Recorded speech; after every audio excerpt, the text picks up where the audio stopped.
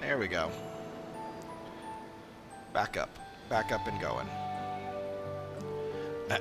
Yet the peace was shattered by a member of the Passage of the Unbound. The villain wheedled his way into our trust, then stole upon my husband, the treasure's appointed guardian, catching him unaware with the terrible blow that left him unconscious. He has yet to awaken, so my daughter Tepeke has set forth to retrieve what was stolen. Unlike her father, she has no skill in the arcane arts, and chose the path of the sword.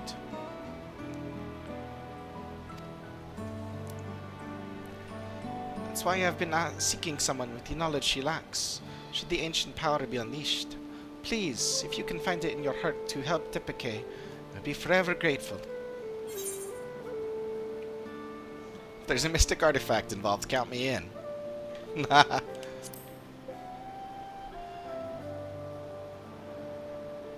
Oh, thank you, thank you. Now, our only clue to the thief's whereabouts is from something he mentioned during his stay in our village. He spoke of his desire to bring change to a place called Radzetan.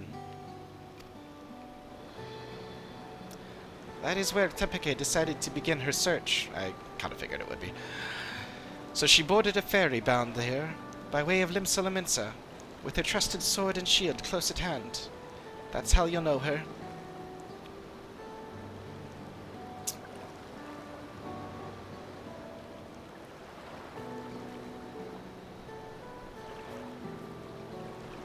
Hold on.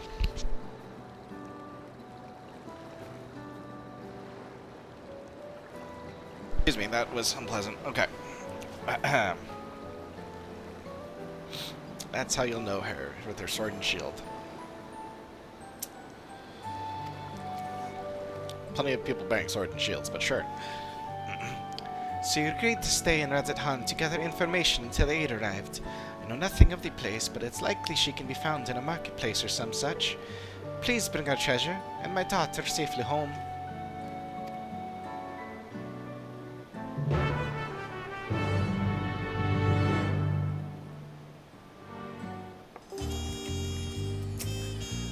Tepeke said she would spend time getting the lay of Radzetan, speaking with its people.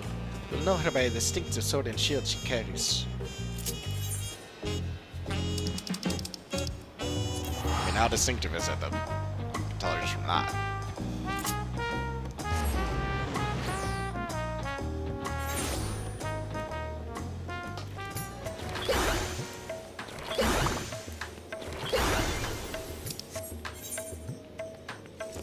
Easy.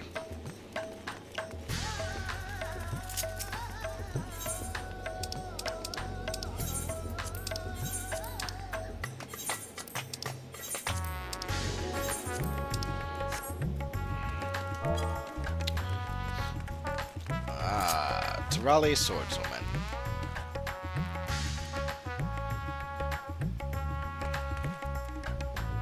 The sword is actually kind of distinctive. The shields, somewhat. I mean, they matches the sword, but so does like most people's. Oh well. In any case, hey girl. Oh, wearing the that armor, the Evilise armor, or a version thereof.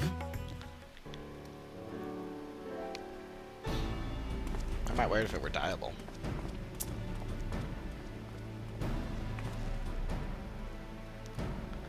Oh, are you looking for me? Whatsoever for? Coco? And you say my mother sent you? I take it she's already explained the details, such as how we know next to nothing of the treasure and its capabilities. We have only the legends passed down through our forebears to go on. They speak of a Taral Vidral of an owl that once terrorized the forest, whose soul is sealed within the perch of the apex. It's kind of cool, ending off on one that we don't know anything about. Love it. The tales have only become more vague as the mists of time obscure the treasure's origin. Even our village's eldest remembers naught but an ominous warning uttered by those who once wielded its magics. Master of the Apex shall be showered with good fortune, and leave only sorrow in their wake. It's clear that despite owing their safety to the Apex's power, our forebears viewed it as something to be feared. It must be truly immense. Now, on to the matter of the thief. Even during our brief acquaintance, he made plain his desire to bring change to Razatan. Naturally, I've started my search here, and have been asking anyone who's expressed dissatisfaction with the status quo. Seeking anyone. Sure enough, I soon heard stories of a recent arrival, a self-styled savior of Razatan, who proclaims that he'll lead the city to greatness, and calls himself the Justiciar. Justicar? Justiciar?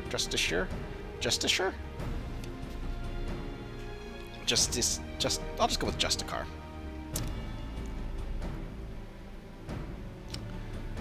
He's apparently taken on the burden of personally exterminating the beasts which infest the Thavner's wilds. He made a great show of claiming he alone is equal to the task. While he certainly draws a crowd with his boasting, they only watch with morbid curiosity as he sets off into the jungles alone. I realize this could have nothing to do with our problem, but even the smallest lead must be pursued. I've heard he often gives his speeches to the region's smaller settlements. Shall we go to see this Justicar for ourselves? It's decided. Here at Ledimad would be a good place to start. Hopefully there we can find our next crumb of a clue.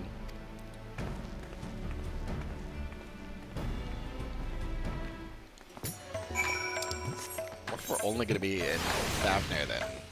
Or if we'll... I mean, presumably.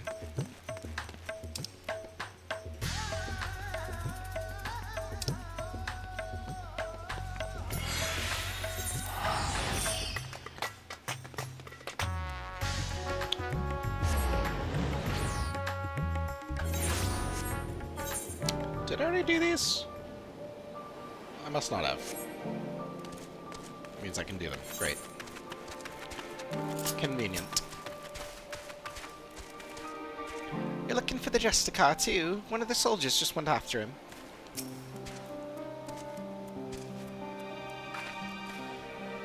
Coco, we're in luck. This boy saw the very man we seek. Seems he gave the same grand speech about saving the people, claiming that danger lurked nearby before venturing forth to combat it alone.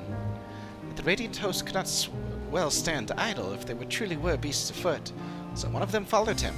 All we need to do is pick up their trail. He ran towards the shroud, but you might be able to spot him from Kajaya's footsteps. You can see the whole forest from there. Thanks, you've been very helpful. So Coco, let's head there and see what we can see.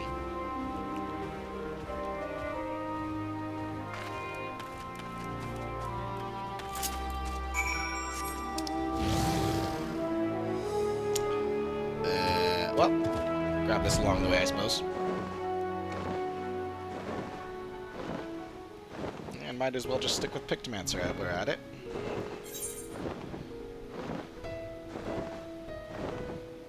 I mean, it's either that or, like, Dancer.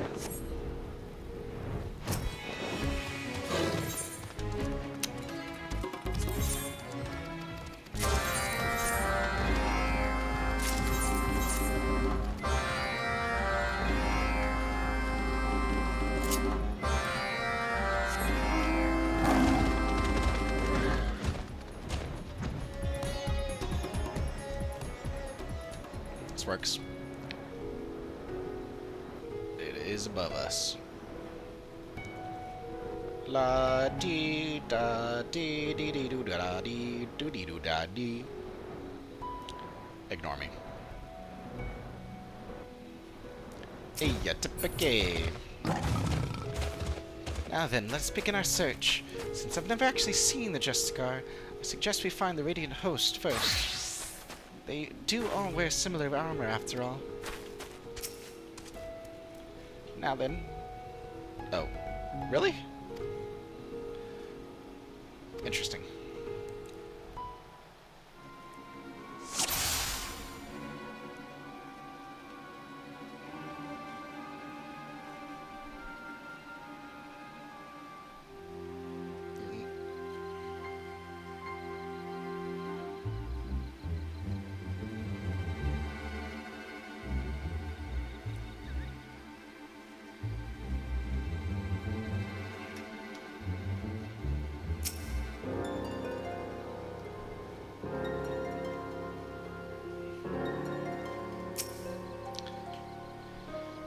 Oh, could it be one of the fiends that Justicar is after? There's the soldier.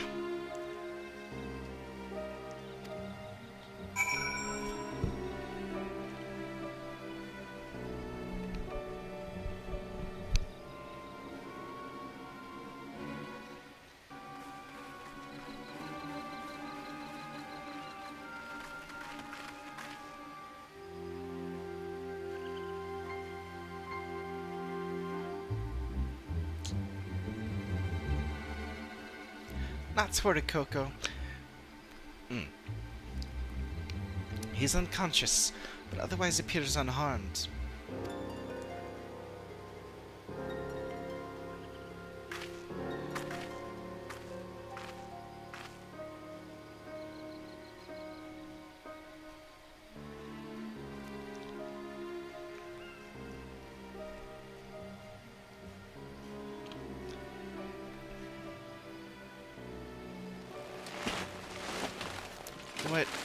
What happened?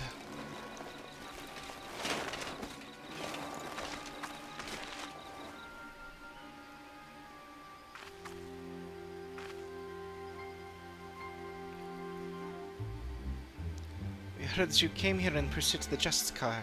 Do you remember anything? Yes, eventually found him. He was confronting that fiend that now lies dead.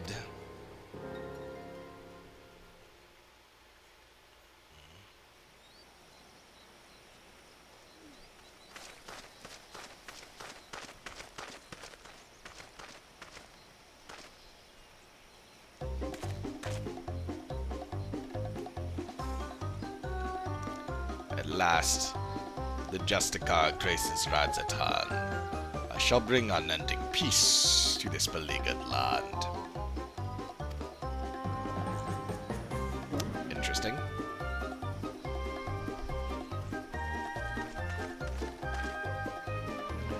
You are brave to follow in my path.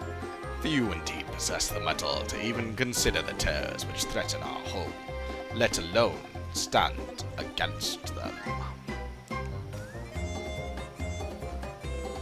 Yet courageous though you may be, you are far too weak to fell a beast so mighty.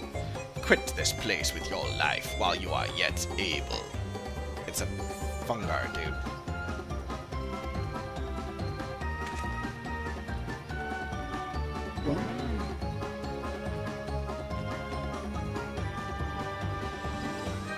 I'm of the Radiant Hosts. If I ran from such meager prey, I'd become a laughingstock. How bold to look death in the eye without flinching. I doubt not your conviction to defend Radzatan, but I believe it pales before mine.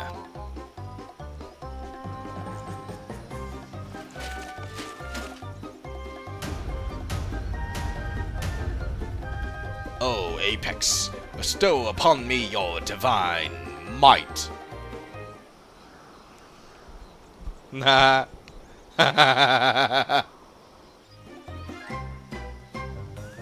Do you not heed my call? I require your power more than ever. Is something supposed to happen? Why? Am I yet unworthy? Or mayhap there is a button I must press.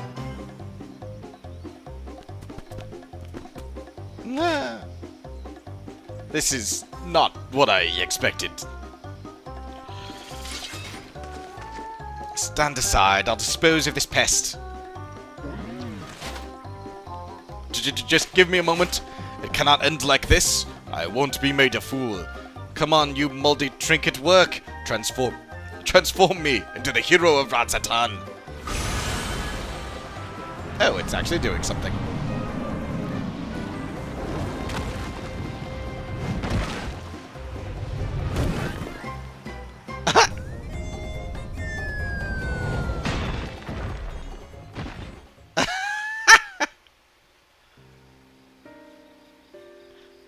Just dropping rocks on people's head.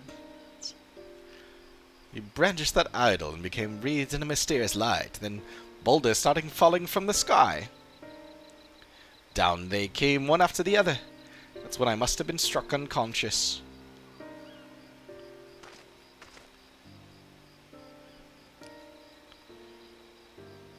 That would be a bit problematic. I recall only faintly, but I think I heard the man mumbling, quite excitedly, as if he had come upon a sudden revelation, or as if he was overtaken by madness.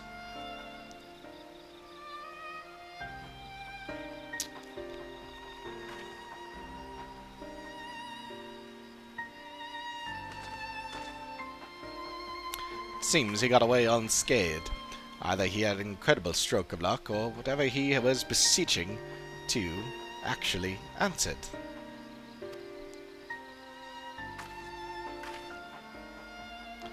And it's as I suspected. This Justicar is the same thief who stole the perch of the apex.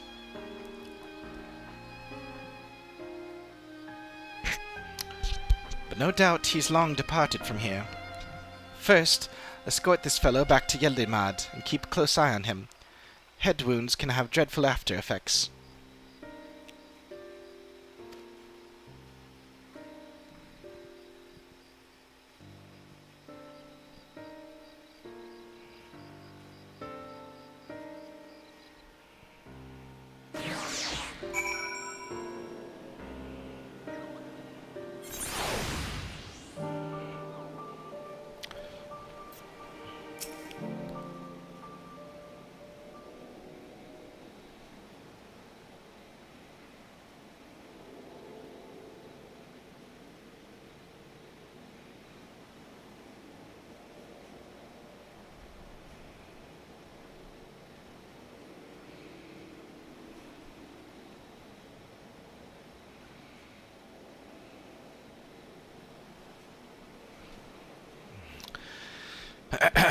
Distracted.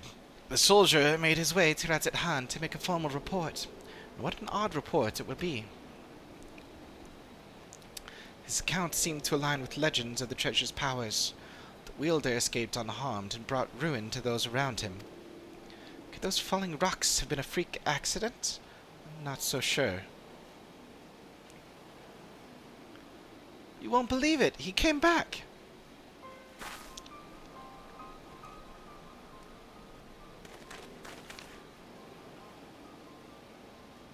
Who came back? The Justicar? Yes, not long after you left. He said he beat up a monster that knocked out a Radiant. And he was laughing his head off. Did he really do that? Is he really stronger than the Radiants? No. Not at all.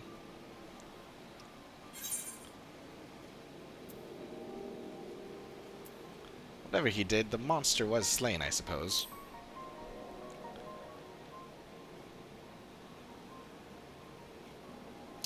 Well, my mate can't stop talking about him. He wants to be just like the Justicar. His mom and dad weren't happy about that, though. Yeah, no, they should they be. The guy's a moron. I advise you and your friend to look for a different role model. We thank you for telling us what happened.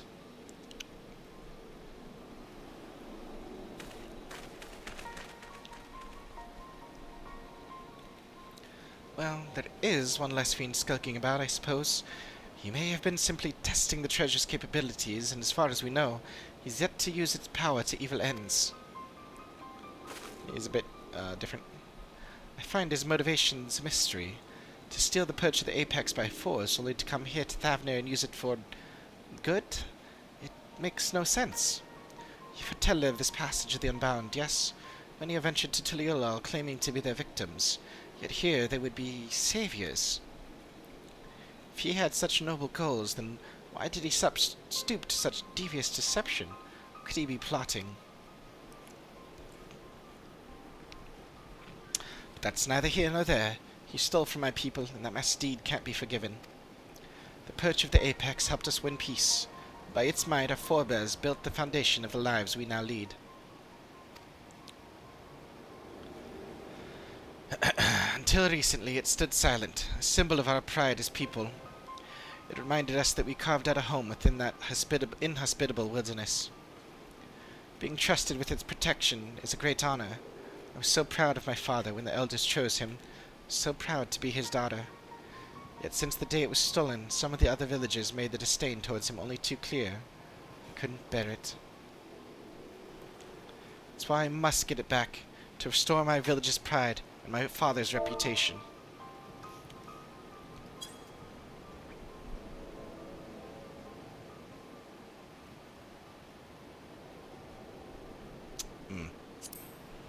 There's still so much we don't know about the Justicar, but we have to assume he's learned to wield the powers Apex's power. Can't say whether those falling rocks have anything to do with it, but I won't discount it outright. Continue looking into his whereabouts. While we still have so many questions, with both of us working together, we'll find answers soon enough.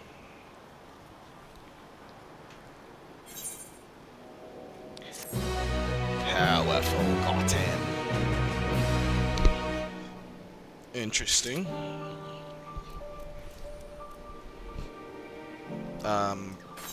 What? I only have Red Mage leveled up past that, so... Red Mage it is. Topeke wears a troubled expression.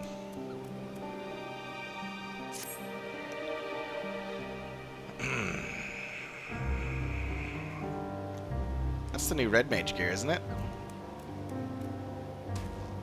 Yeah, kind of like it. It's a lot more, can't think of a word, but yeah. It's fun. Ah, Coco, I'm afraid there have been some developments that are less than encouraging. News of the Justicar's actions has spread throughout the city, and with each retelling his deeds become more valorous. The younger citizens in particular seem to view him as something of an idol. Despite the creatures he hunts posing no real danger, he would paint them as mighty beasts in need of felling. Of course, the Radiant Host are far too busy to trouble themselves culling every pest that casts sideways glance at the city's gates. Yet the Justicar has twisted circumstances to his advantage. He proclaims to anyone who'll listen that the Radiant Host shrink with terror before these beasts, and that he's the only one who can eradicate them. But you might expect such claims to be dismissed as wild ramblings. It seems no few people have fallen for his ploy. The whispers of his exploits among the youth have particularly grown into a clamour. This makes sense. It's interesting. Yet we mustn't be discouraged, for his increasing fame only makes it easier for us to sniff out his trail. And where better to start than Rad's at hand. I'll see you there, Coco.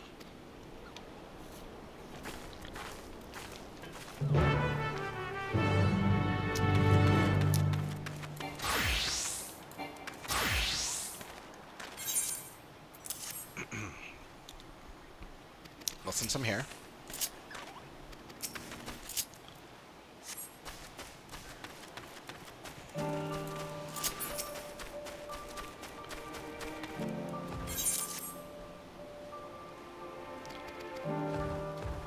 Get these done real quick.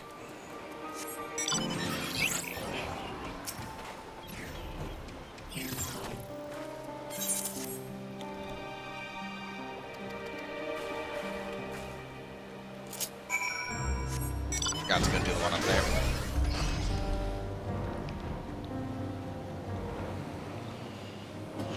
But no matter.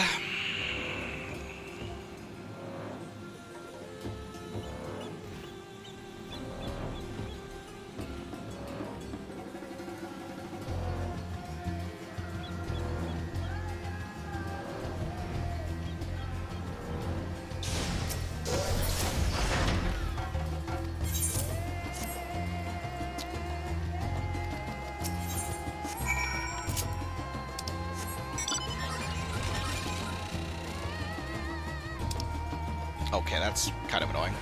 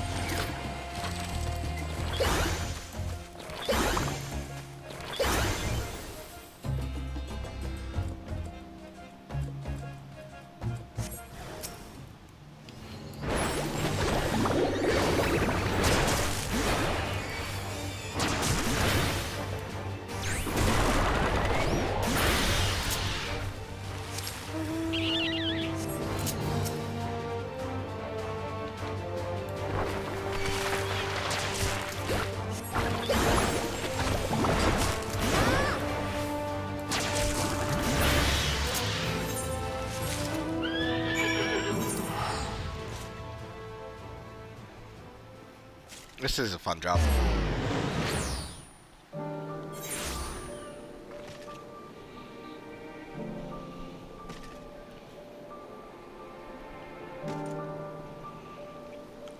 And I love how strong it is. And I love how unintentionally strong it is. Like, they accidentally overtuned it. It's freaking great. Kind of had a feeling that was the case, but...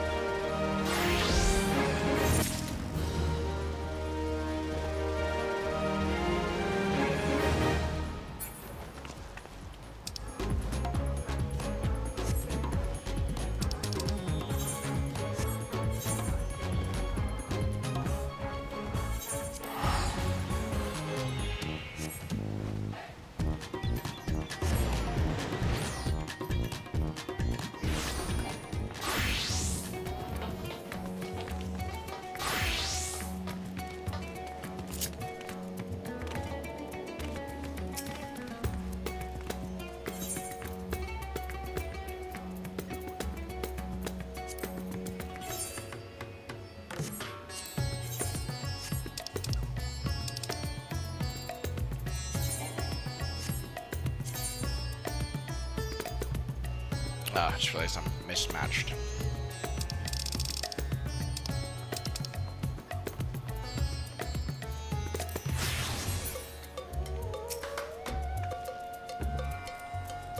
Given how large the city is, let's split up to cover more ground. Already have a destination in mind, the High Crucible.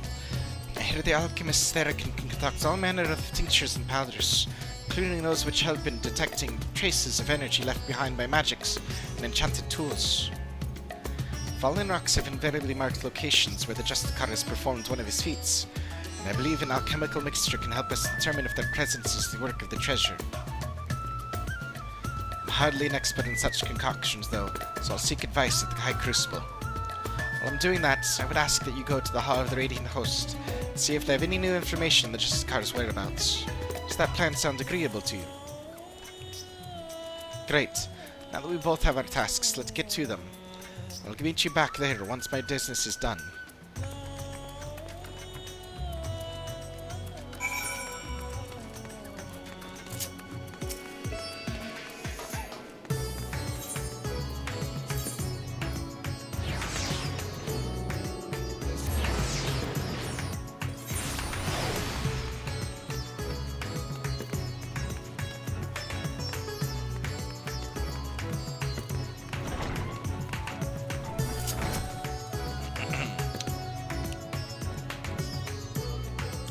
I'm tired of hearing about this Justicar. Its popularity among the city's younglings is quickly becoming a cause for concern. Try as we might to refute his claims that the Radiant Hosts are allowing monstrous beasts to run amok unchecked. You know how young minds are, impressionable and difficult to change once set. We initially disregarded him as a boastful eccentric, but his alarming sway over the populace can no longer be ignored. We are at present considering whether to open a formal investigation into his activities. You and this ally of yours have done well in your search thus far. You even have a working theory about the falling stones. Quite impressive. Several of our number have encountered him during their patrols, only to lose sight of him under a hail of rocks. Such incidents have become all too frequent, and many of our ranks demand we act. For now, I'm afraid this is all the help I can offer. Please share what I've told you with your companion. And together we may yet unmask the Justicar.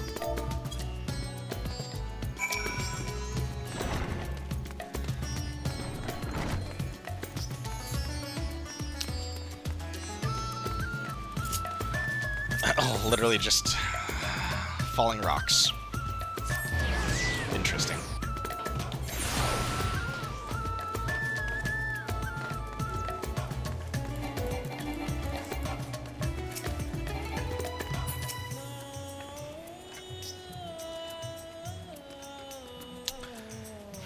It's heartening to know that the Radiant hosts are taking this seriously.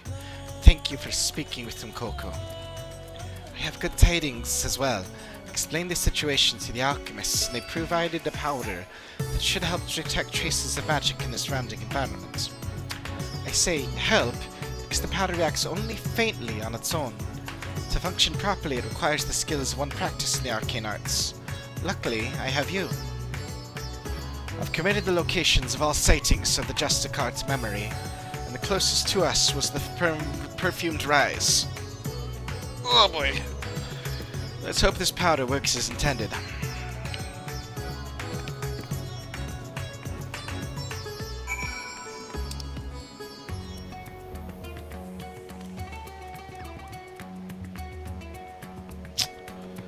Aha.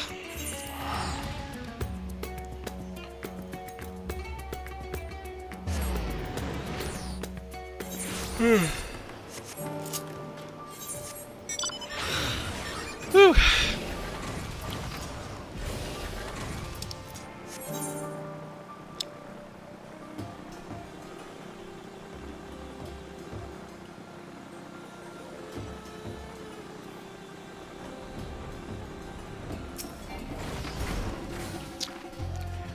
The Justicar was sighted near here, and I didn't see any other conspicuous stones around. So sprinkle the powder over this one. Now concentrate your focus, or inner eye, or whatever it is that's the locus of your power, and see if you can't detect any unnatural forces.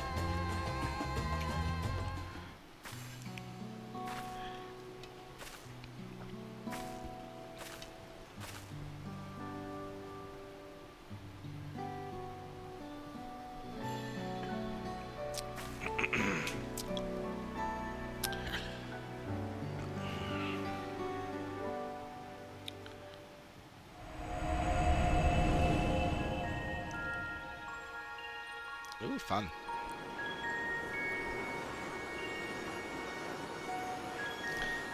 Yet another song that I love hearing show up anytime.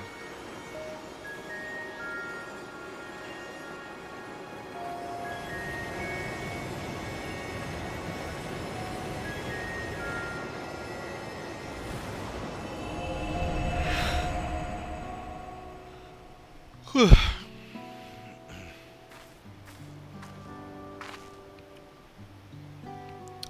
So, were you able to detect anything?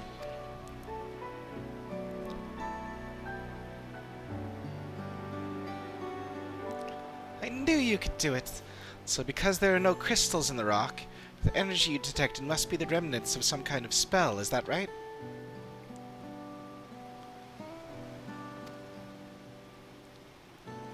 And taking the story of the Radiant we rescued previously into account, we can conclude that the Justicar uses the treasure to call those stones down from the sky.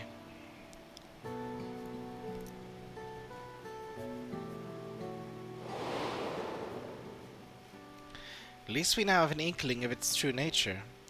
Even so, not every question has been answered.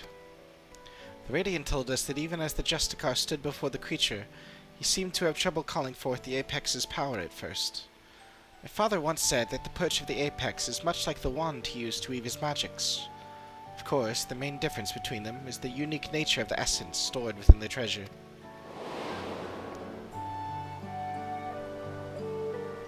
I know little of such arcane instruments, but you must be quite familiar with them. How do you use yours?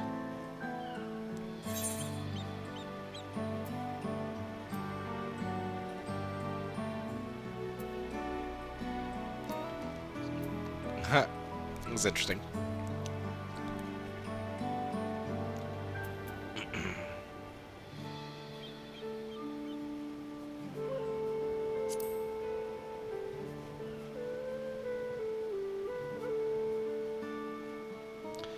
see.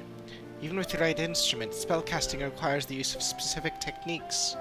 The Justicar seems to lack any such expertise, so how did he tap into the treasure's power? I suppose the Perch of the Apex possesses some unique method of activation. When I spoke to the representatives of the other tribes about the treasures, no one mentioned special techniques being required.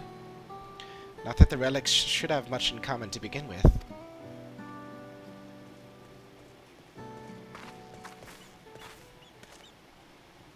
You two, did you see an Auri girl pass through here by herself?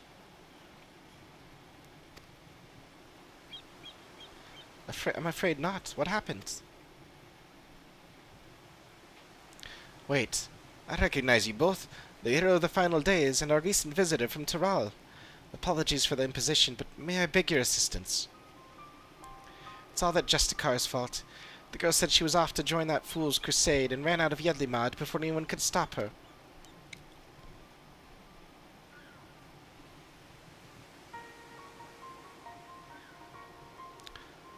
Her mother begged us to find her, but if she's following the Justicar, she could be anywhere. You see, he's been sighted locations scattered all over Thavner. We can't stand here looking at rocks while the girl is in danger, especially if the Justicar is involved. We have to help.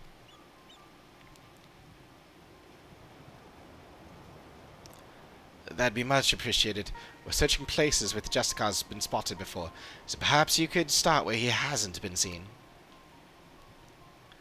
Good idea. As far as I know, he hasn't been sighted at the northern shores. Come on, Coco.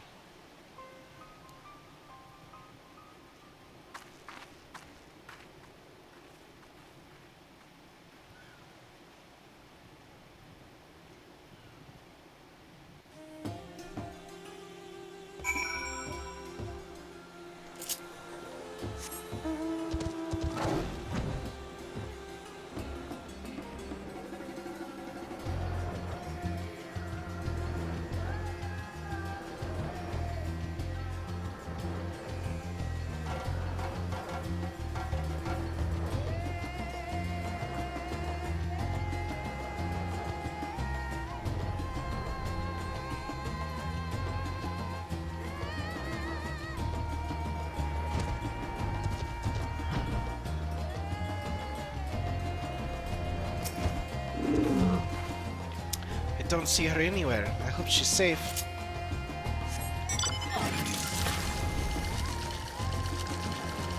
Oh, here we are.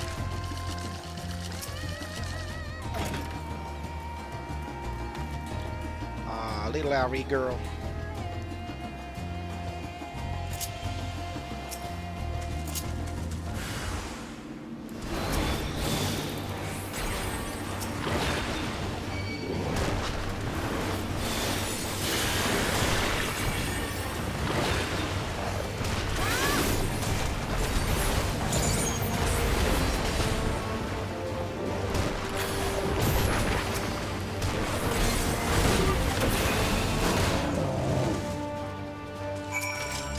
I was almost hoping they would give me a third one to fight.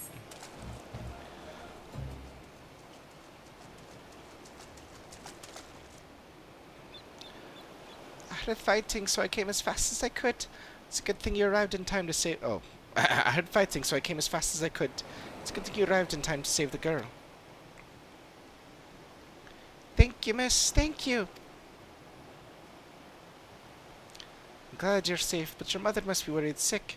You shouldn't wander off like that, especially not to look for a trickster like the Justicar. What? You mean he's a bad man? Yes, exactly. He stole an important treasure from my village. Now he's using it to make himself look brave. But he needs it to kill the monsters, to protect us. That's no excuse for stealing. He might have fooled you younglings, but the Radiant Host knows what he's up to. But he said he'd save us from the monsters. He's our hero. The Radiant said we shouldn't be scared. We all know the Justicar is the one who keeps us safe. We don't need the Radiants anymore.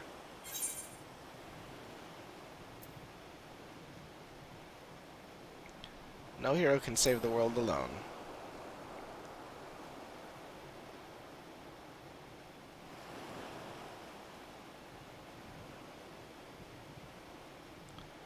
Ah, I'm sorry. I shouldn't say bad things about the Radiants. They protected everyone in the final days. I guess I forgot how much they care about us.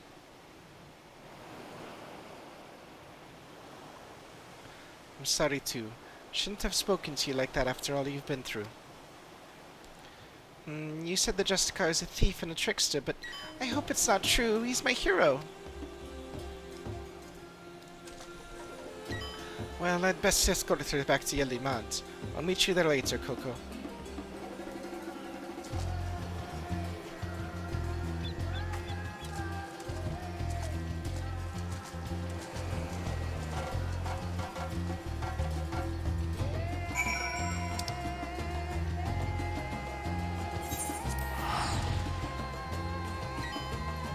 Bit.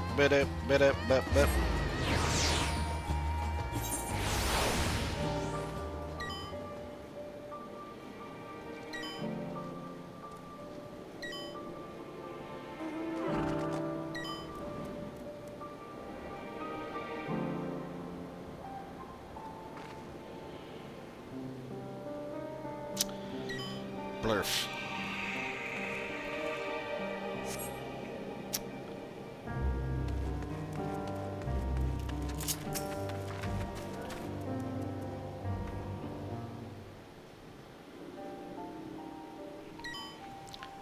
The girl and her mother are reunited, and I think we can both give ourselves a pat on the back. They're on their way now to inform the Radiant host that all is well. I would like to apologize for before. I let my emotions get the better of me, and harangued that poor girl when she was hardly to blame for anything. I really should have been scolding myself.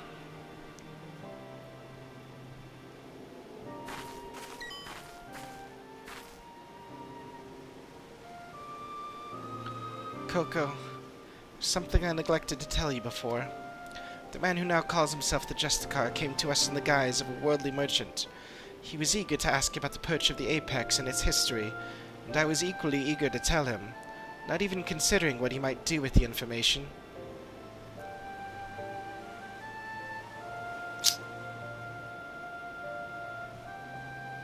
I'm so proud of my father for being appointed as its guardian. I suppose I was trying to impress this stranger out of sheer vanity. That vanity led to my father being attacked, and the treasure being stolen from under our noses. I have no choice but to make amends for my mistake, and bring it back. Yet some are convinced that the Justicar acts only to serve the greater good. I couldn't accept that he might not be as rotten as I thought, and lashed out at the wrong person. From now on, I can't let my emotions cloud my judgment. I must remain calm and look at the facts for what they are. And the facts say that the Justicar has done no harm to the people of Thavner. I mean...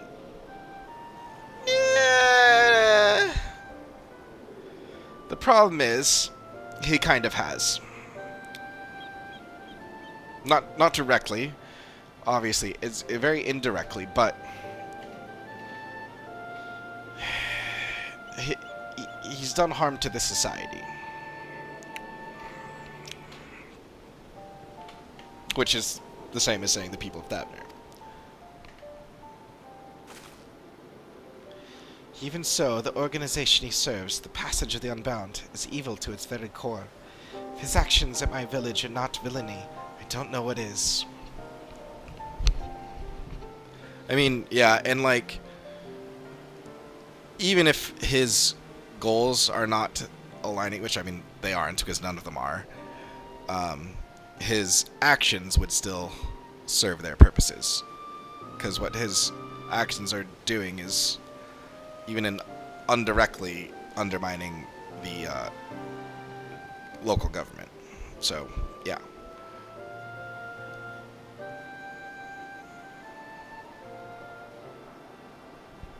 Whatever.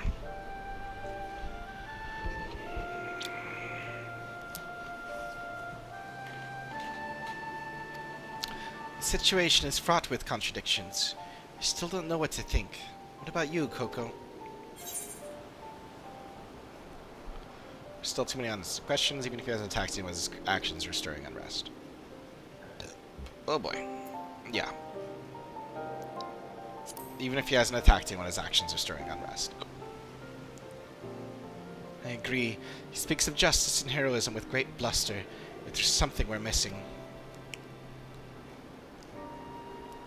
Thank you, Coco, for your wise words. I sometimes find it difficult to keep my heart from skewing my perspective, so I'm grateful that you're here to help me see clearly.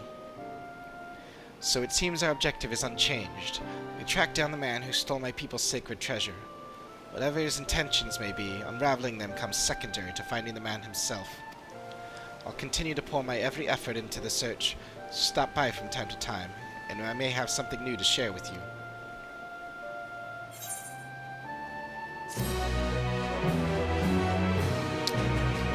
Was that only the 92? That's a bit disappointing. Making slower progress in this one than I thought. The Seeds of Popularity. Tepeke is eager to share new developments in the search for the Justicar. Justiciar? Justiciar. Justicar. I'm just gonna stick with Justicar. Coco, I hope you've been well. Since last we spoke, Justicar has been busy felling fiends all across Thavner, leaving a trail of witnesses behind in his wake. More than a few have reported seeing stones falling from the sky, which all but confirms our theory that the treasure is causing the phenomenon. The stories share one more peculiar commonality. It seems the pests he hunts have all been of the seedkin variety. Why he avoids beasts of flesh and blood is yet a mystery. Bears mentioning that each of these eyewitness accounts came from people who were rescued by the Justicar, who invariably appears just as these creatures attack. Interesting.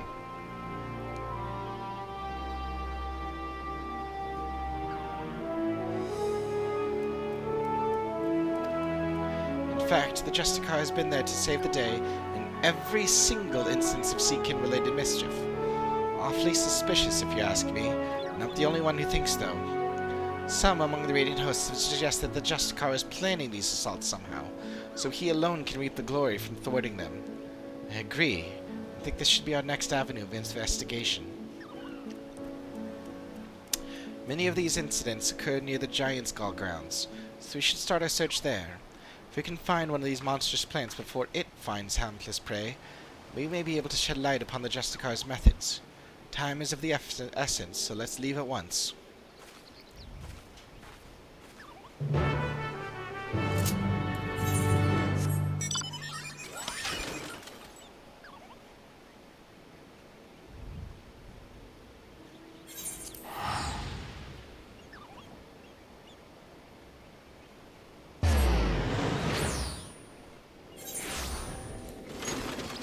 I was already mounted, of course.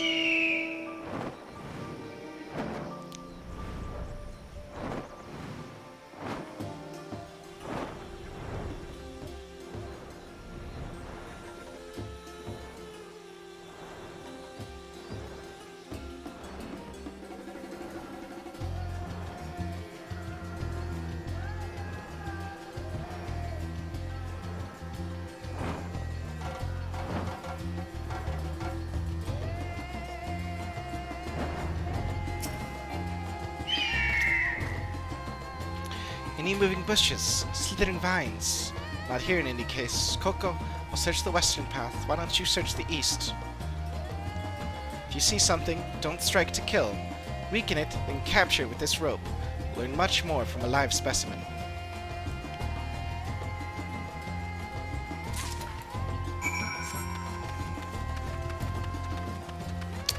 That's annoying.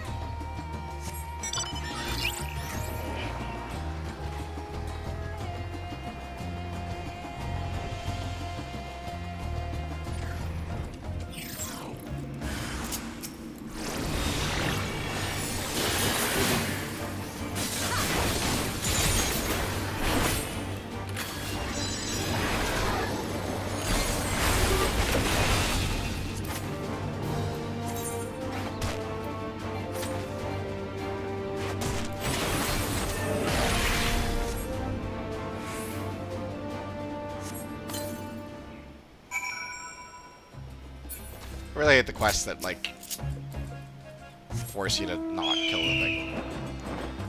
I like that it's still there.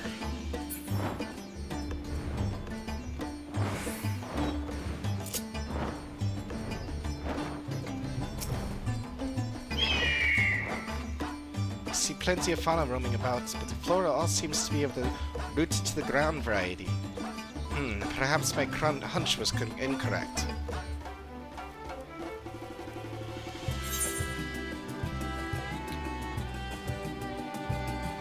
Nah.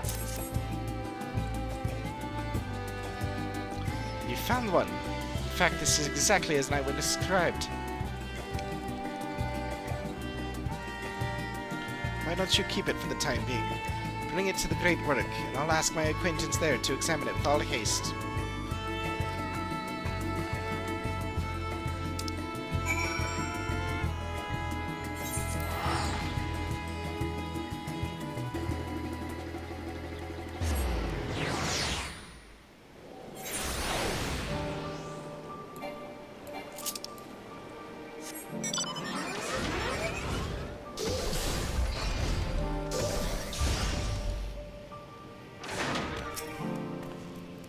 This alchemist and I spoke briefly the last time I was here. Give it a little seek in you, Con. We'll see what she makes of it. Mistress Tepeke told me what to expect. But then, let's see the thing.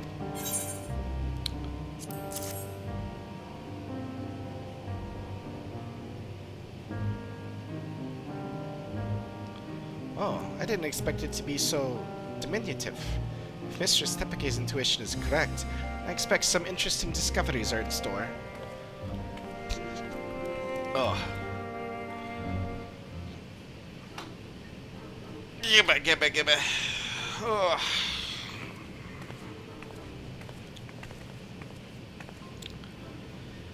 You've brought me quite the fascinating specimen indeed.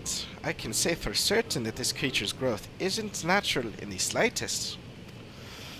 Biologically, it's still but a sapling, as you can tell by its size. Yet it is the result of a specific alchemical mixture, which is used to spur the growth of seeds and mycelium to an unnatural degree. The agents have a side effect of making the creatures more aggressive, which explains why such a small specimen would so boldly attack beings larger than itself. Yet the solution requires ingredients most rare, and the cost of procuring enough to synthesize it would be beyond the means of most. So whoever is behind this, they're likely well heeled. As for the creatures themselves, if they were all grown artificially, perhaps that explains why most of the incidents involved small seedkin.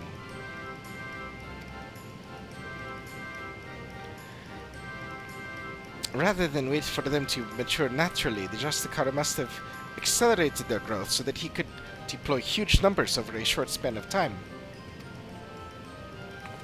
In fact, his plan likely requires they be small, weak foes in order to guarantee his victory.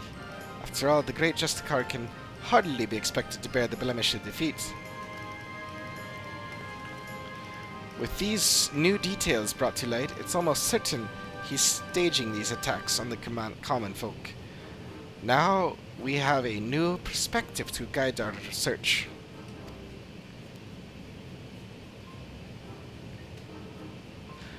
Perhaps you should return to your Limad. I hear the Justicar the talk of the town, of the village, and they doubtless have stories to share. A splendid idea, thank you. But your findings have brought us a step closer to unmasking that villain.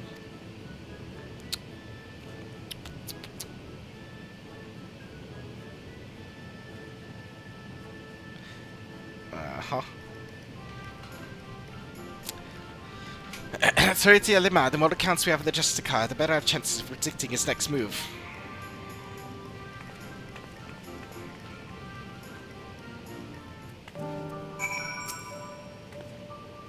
I'll help the mouse to aid you in finding the answers you seek. Oh boy.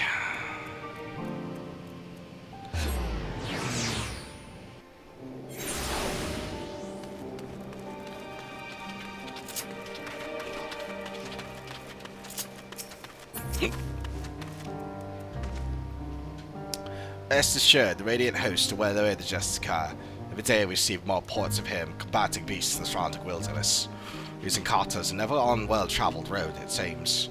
They occur in remote regions that we scarcely patrol, along routes that are only used by a small number of merchants and porters.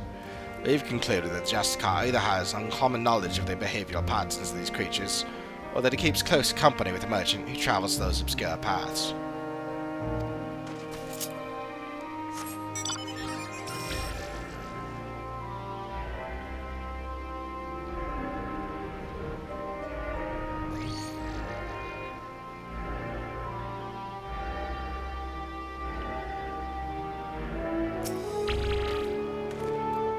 Oh, you're hungry to learn more of the Justicar? He's amazing. I was lucky enough to catch a glimpse of him on the road leading here, facing down a fearsome creature.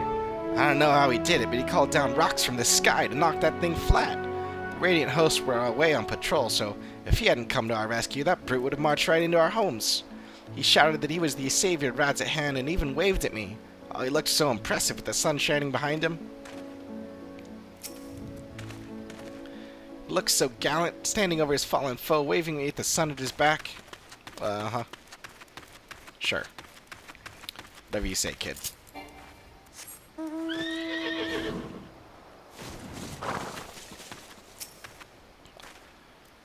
Hey, don't tell me you've come chasing that half-baked savior. The younglings might be taken in his by his honeyed words, but anyone with experience can see he's nothing but a charlatan, and I have a story to prove it. A merchant I know took a tumble as he was transporting his goods. Not long after comes the Justicar, looking chivalrous as you please in his shining armor. But did he offer a helping hand?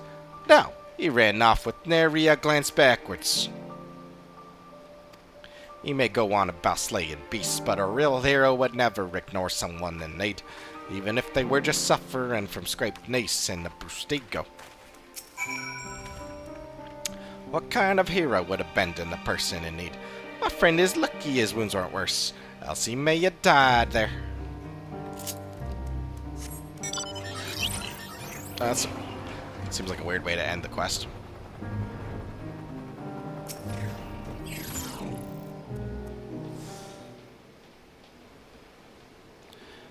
Coco, do you have a moment? I'm having a little trouble here. I sought this merchant out because I half thought that. Yeah, okay. I sought this merchant out because I was told he dealt with the alchemists in the great work. I thought he might know something about the Justicar, but when I asked, well, he's been like this ever since. Apologies. I was just surprised that you would ask me about that madman. What connection could he possibly have with me? The fiends he fights are grown with rare alchemical materials, and we think he may be staging these encounters. Since you deal in such wares, I wondered if you might know how he came into their possession. I don't know what you're talking about, I've never spoken to that man. He was clearly about to say his name. I very much doubt that. Perhaps he'd be more receptive to questioning from you, Coco.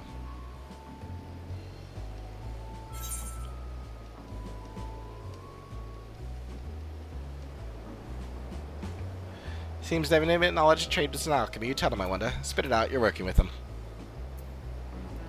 Just cut to the chase here. Spit it out, you're working with him. You dare accuse me? Why, how am I to know that you aren't the one in league with Verazan? Verazan, you said? Who is that, may I ask? Huh? What? Did I... No, that's my name.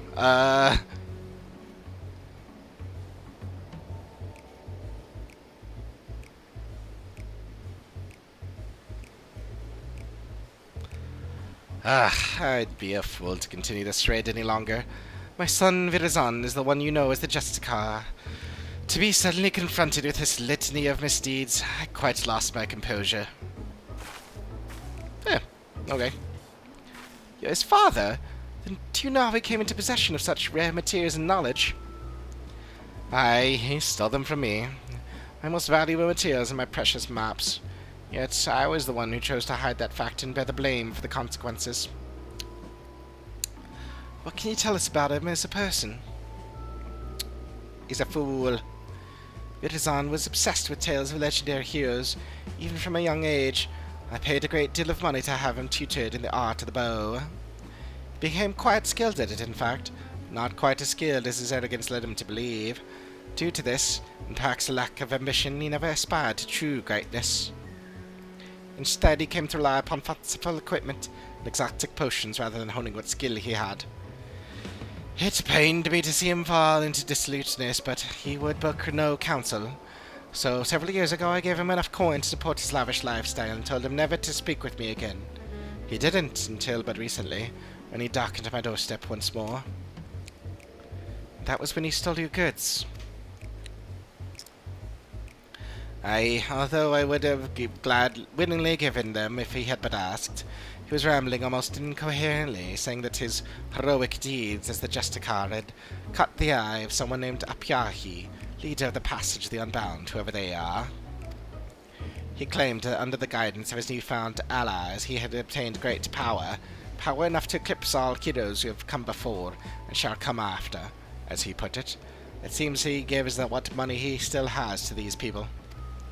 To think that for all his fanciful words he has only deigned to grasp at hollow glory, all at the expense of Razathan, is no greater shame as a father. Given what we know of this shadowy group, it must likely aim to sow discontent through Virzon's deeds. He may be so blinded by his own desire for adoration that he can't see whose hands are pulling his strings. You're saying that he's being used? If that's true, then I can no longer remain silent, despite what shame it may bring. I see now that sharing my story might be the only way to save my son. Indeed, so I suggest you tell the Radiant Host at once. Of course, we'll be pouring our every effort into stopping him. Thank you for giving me direction. Didn't imagine our meeting would end this way.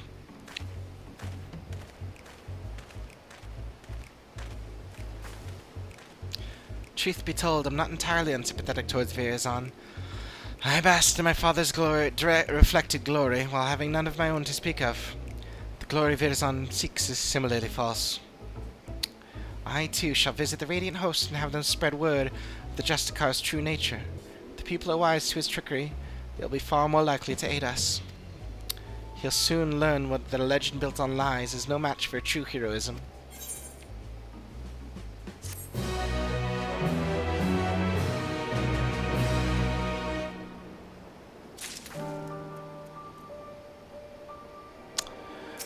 Oh, well then. Foundering Flame. Tepeke appears pleased with the blow dealt to the Justicar's credibility. Still only halfway through, though. Blurf. Whatever that means.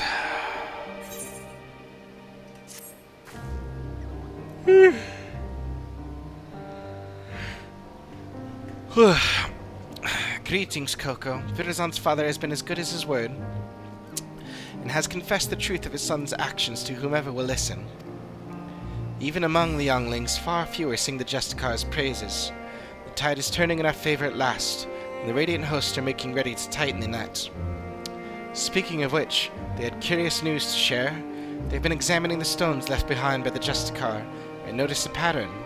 They were all varieties of rock commonly found near the site of each encounter. For instance, near the Giant Skull grounds, the Justicar seems to have called down a hail of what else but Giant Skull. I have my own theories about what this means, but I'd like to hear your thoughts, Coco.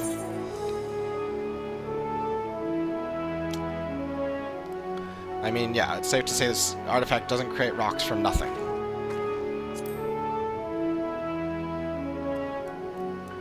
Indeed, the perch of the apex likely lifts whatever stones are nearby and brings them crashing down to earth.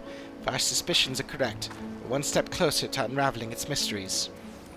But despite these favorable developments, the Justicar's popularity remains a problem. Even with the recent blow to his credibility, his most ardent followers still idolize him. In fact, I fear he's handing letters to the youth of Razathan, though their contents are a closely guarded secret. All the more reason to investigate, don't you think? Once we get to Razathan, if I question people around the marketplace, could you cover the city's western quarter? It's where his younger followers tend to gather. After we've collected enough information, let's meet to share our findings. See you again in Radzahan, Coco.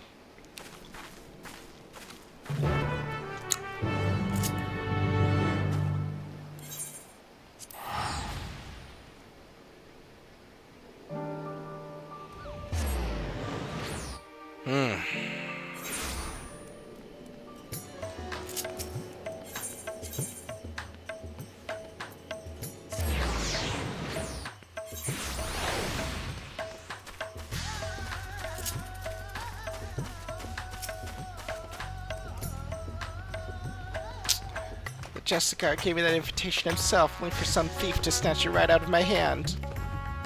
Huh? You believe in the Jessica too? Well, I didn't have a chance to read the whole letter before it was stolen, but his gathering is most devoted for a special audience.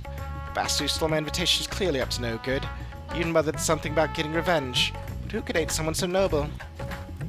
Interesting.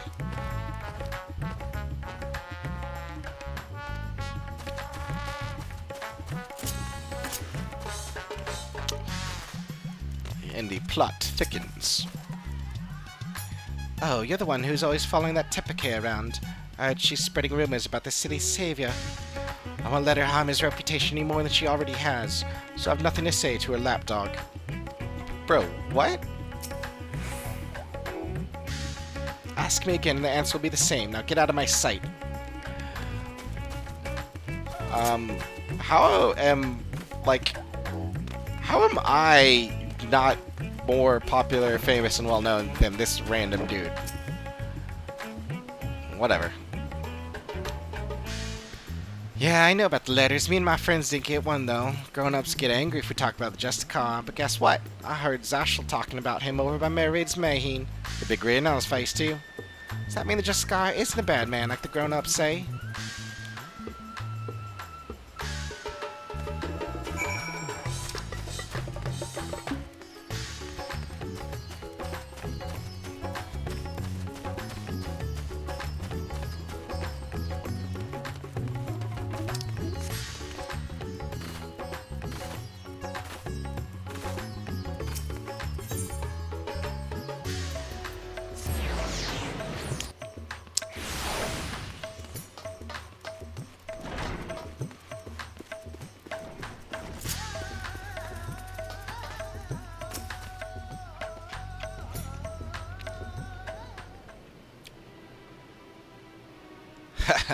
It's true what they say. A fool and his gill are soon parted.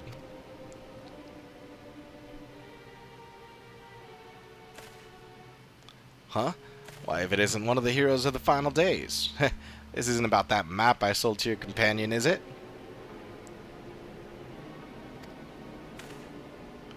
You'll find it points the way to the vaults of Alzadal III, exactly as I described. I may have employed a few creative methods to entice my customers, but what merchant doesn't? Seer's unscrupulous as ever. Now, man can't fill his belly on virtue and honesty. Any road, something tells me that's not why you're here.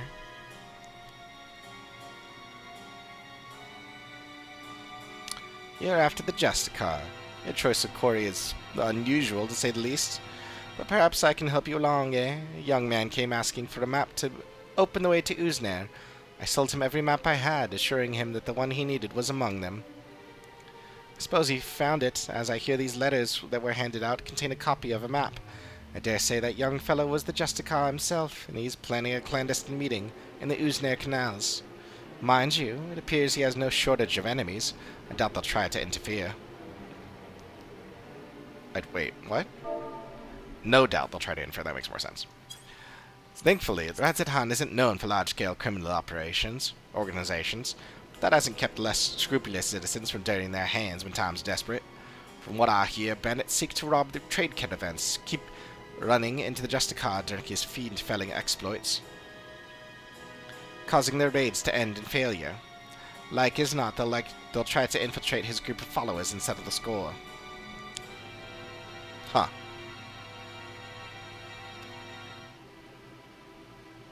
That's problematic.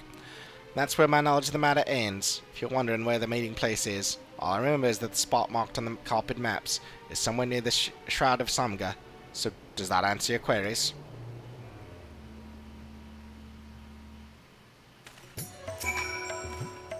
The location is somewhere within the Shroud of Samga. Can't remember much beyond that, so perhaps you could stop bothering me now. Oh. Okay.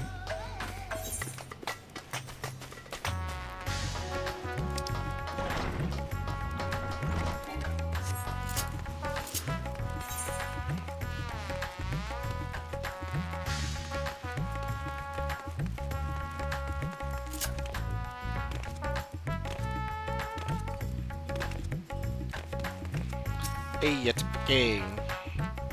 Those in need of the Justice Card didn't seem surprised when I told them of his misdeeds. In support of him. Wait, what? But still, they were reluctant to betray him. In short, I've had no luck. What about you, Coco? Well, that seems weird. Your investigative abilities never cease to amaze me. As for this gathering Virzon is planning, I expect it's some scheme to prop up his flagging popularity. Even so, many of his devotees are younglings ill-equipped to make the perilous journey to the meeting place.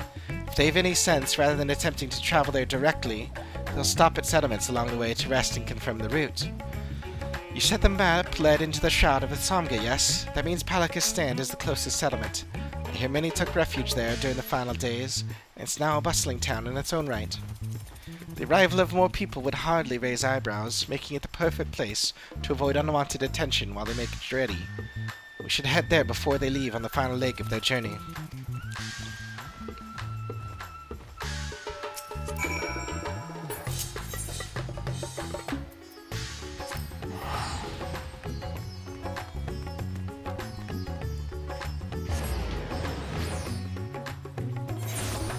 Ugh, this is still the 96, isn't it? Yup.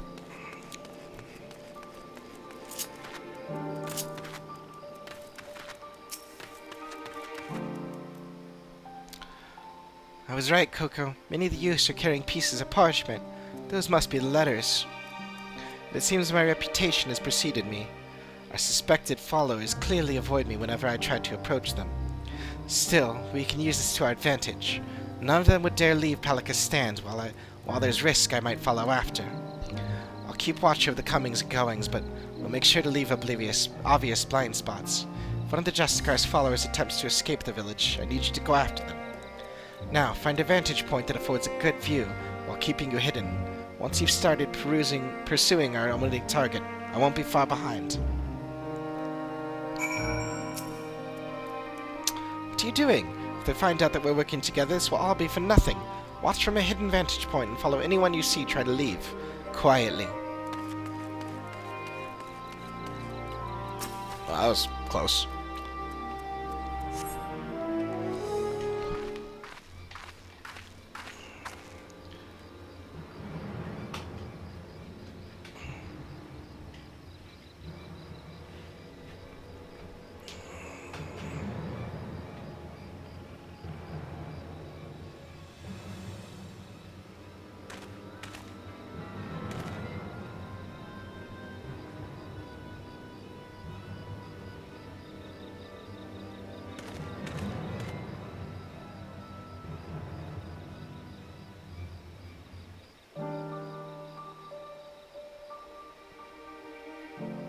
Follow, young man.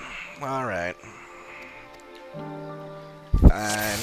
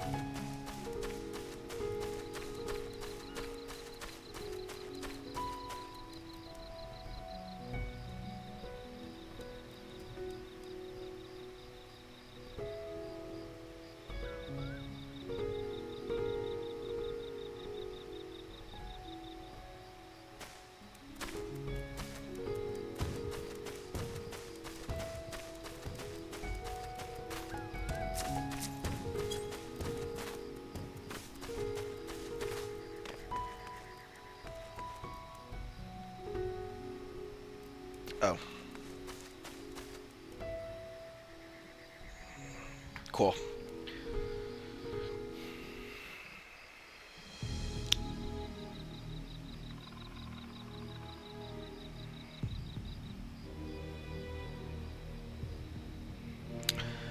The portal should be nearby, and then I'll finally meet him.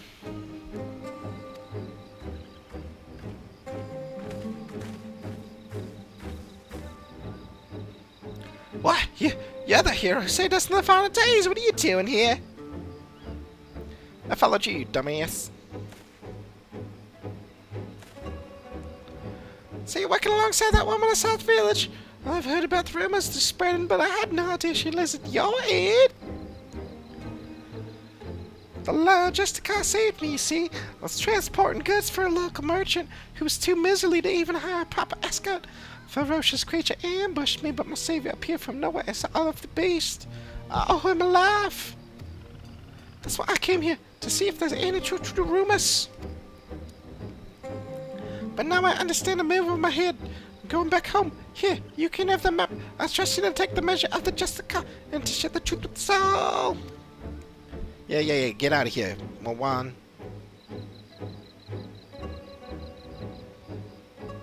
Mowan like Moana. Get it? Yeah, I made the funnies. Apologies for watching from the shadows, but I was afraid my presence might have startled the lad. I was able to hear what he said, though, and his gratitude towards the Justicar seems genuine. I dare say the other followers feel similarly. Well, now that we have a map of our own, let's open the portal and confront Virazon. What portal?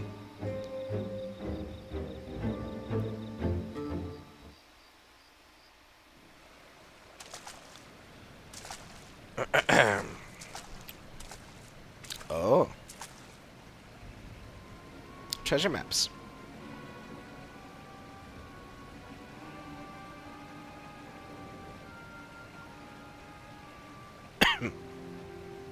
I see what they did.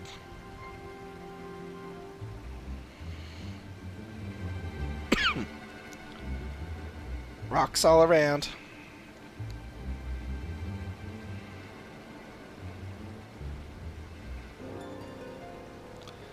What a sight. Did the treasure cause this?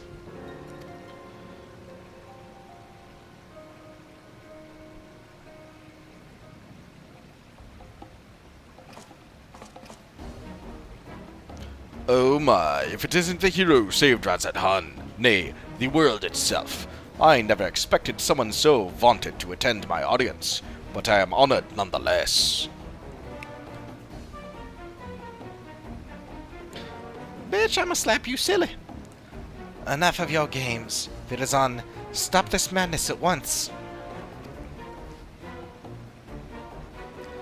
After giving you such a warm welcome, these are the thanks I get. While 'tis true that I was once known by that name, 'twas merely a guise I wore until I discovered my true self. So long as I am the masked hero of Razadhan, I shall not suffer any to call me Virazon. But that is your name, isn't it?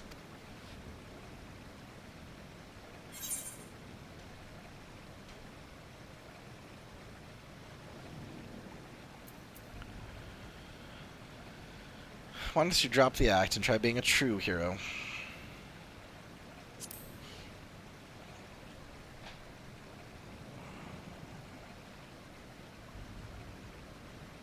A true hero, you say?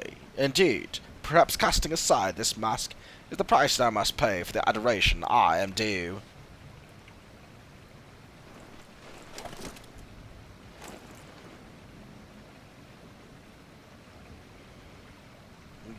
Moron with your lime green hair.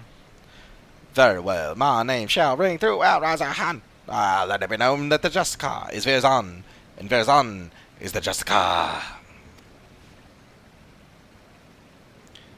What are you saying? You unleashed Purge the Apex upon your own followers?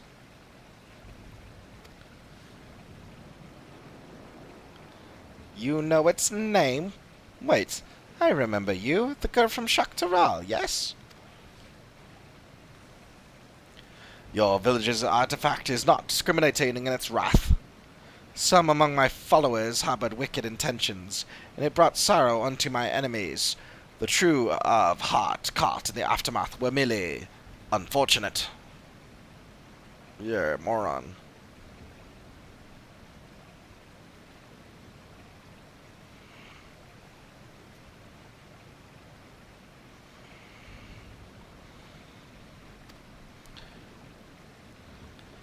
But they believed in you, even though you tricked them. What kind of hero are you? A moron. Who's no hero. Of any kind. You, too, would oppose me. I had thought that as fellow saviors we might find some common ground. It would seem we were destined to walk different paths.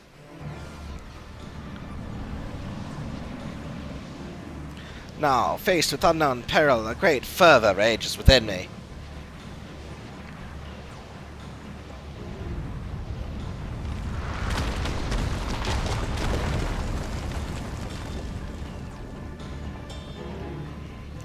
However, here is not where we shall merge wits. No, a more fitting battleground is in order. We will meet again soon, you have my word.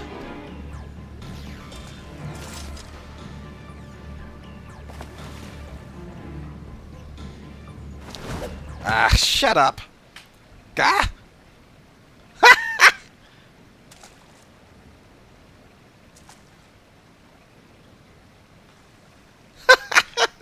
That's awesome.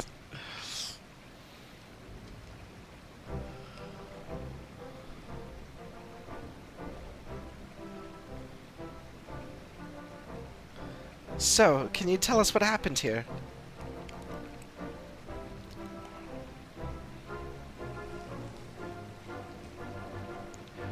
He gathered us all around and made a grand speech. Claimed he was the hero that would drive back the flood of fiends threatening Thavner. Then he spoke of his anger at the recent rumors. He told us to go forth and repair his damaged reputation so that the people would love him again. He became quite impassioned, in fact.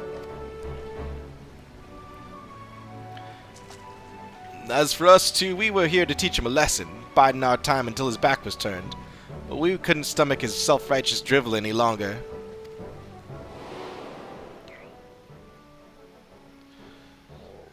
He acts like he's a god come to grace Thavner, but most people have grown wise to his tricks, including the Radiant Host. We stepped forward and told him as much, then demanded that he admit he's been pulling the wool over everyone's eyes. That's when he started waving that thing about. We soon learned that the rumors of its power were true, and rocks started falling down around us. Even us true believers were not spared. There was nowhere to run.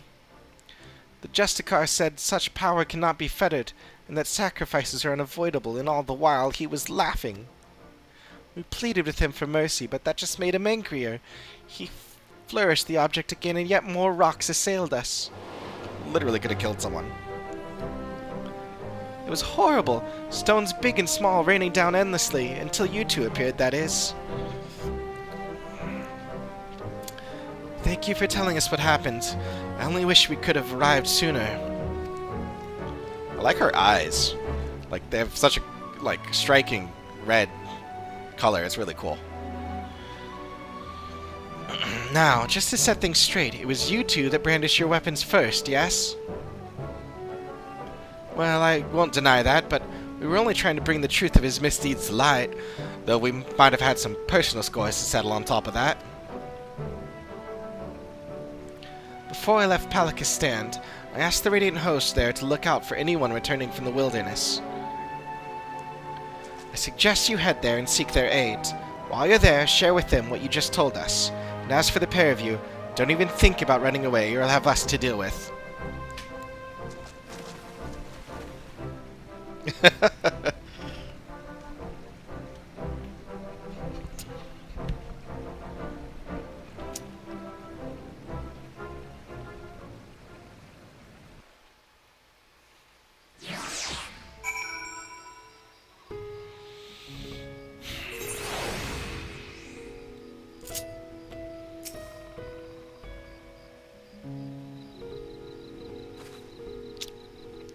Everyone has returned to the care of the Radiant Host. As for those ruffians who meant to attack Virazon, it seems they had a history of violence for which they may soon answer. Several among Virazon's followers were dealt serious wounds, but we can be grateful that none lost their lives. It's exactly as the old saying describes: the master of the Apex shall be showered with good fortune, yet leave only sorrow in their wake. The part about sorrow certainly seems true, at least. We can but hope that Virazon's spell over the people will be broken at last, when word of what transpired here becomes common knowledge. Let that buoy our spirits as we return to Ilimad.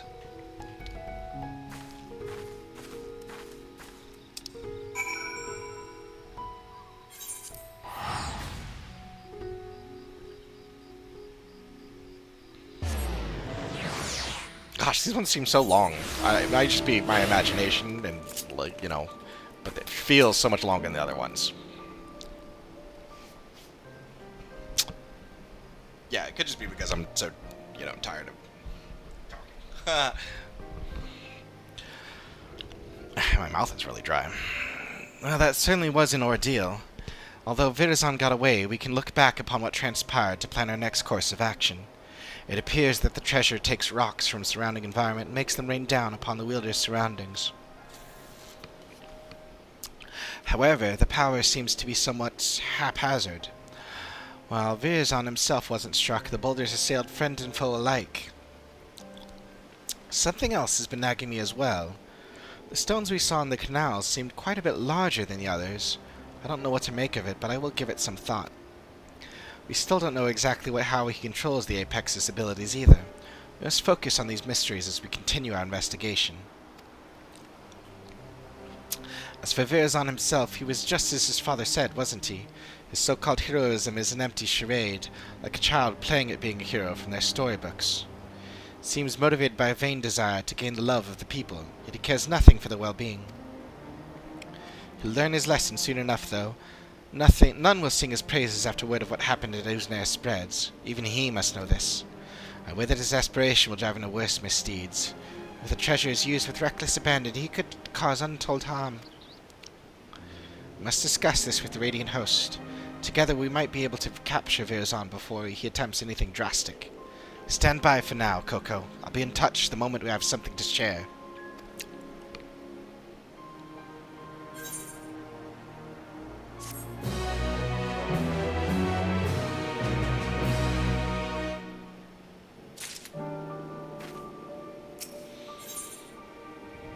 Ugh. For real, it's still so long. Kind of wonder.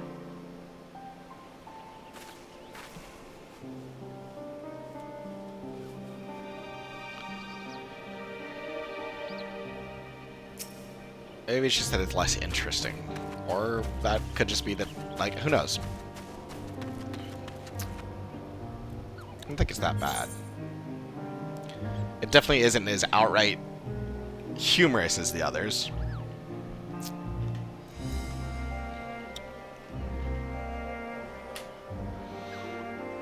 Typically wishes to share the contents of a recent delivery with you.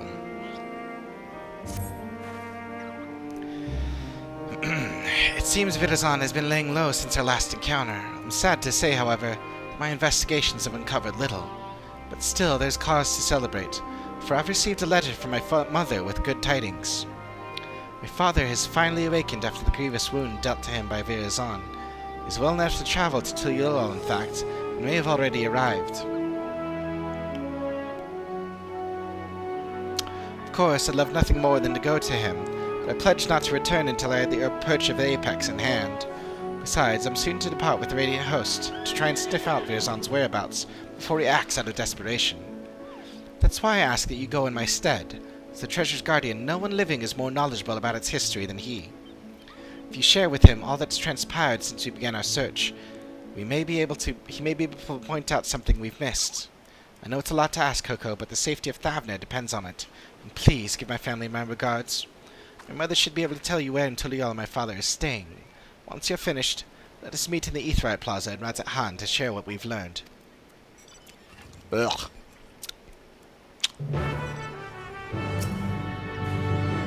My father may know something about the treasure we've yet to uncover ourselves. Please go to Shibali of TA and ask my mother where to find him.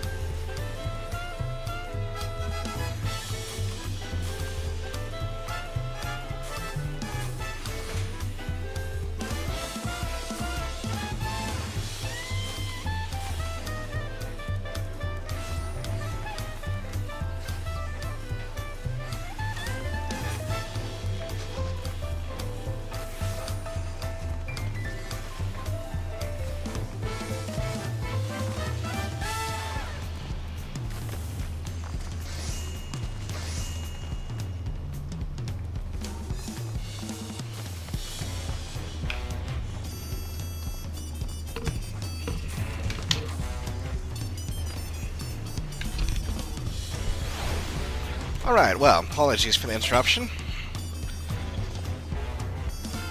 But, let's continue this.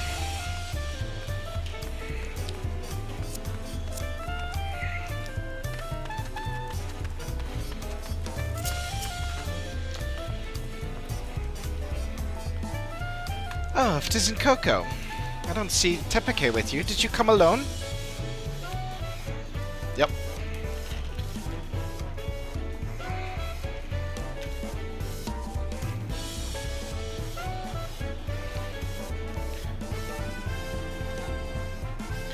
I'm glad to hear my letter arrived safely. That Tepeke seems to be as tenacious as ever in her search. Her father Netse has already arrived here in Taliel and has barely stayed in one place since. He seems desperate to help Tepeke from a distance in whatever way he can. He told me he was traveling to the Pyarionan plain, wow, in search of information. He assured me it was quite vital. If you wish to speak with him, he'll doubtless be in the area. Netse has traveled to the Pyarionan plain. When you find him, please do remind him he needs his rest. Where? Ah, there.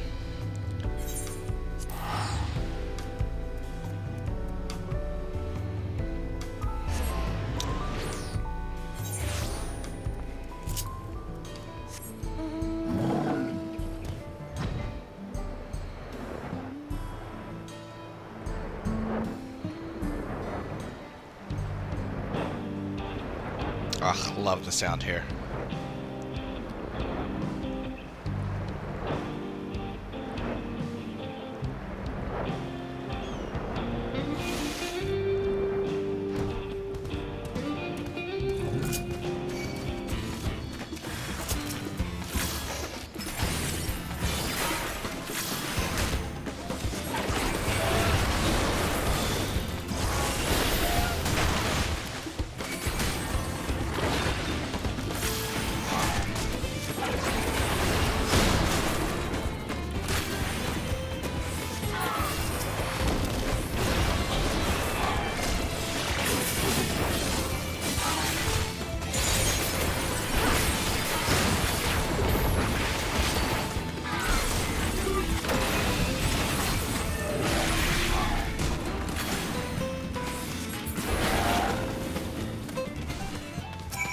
Alright, bro.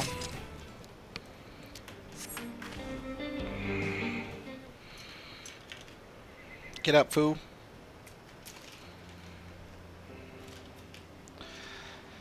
Thank you, traveler. I've extended myself, but I've but recently recovered from a severe injury and was a fool to confront such a beast alone.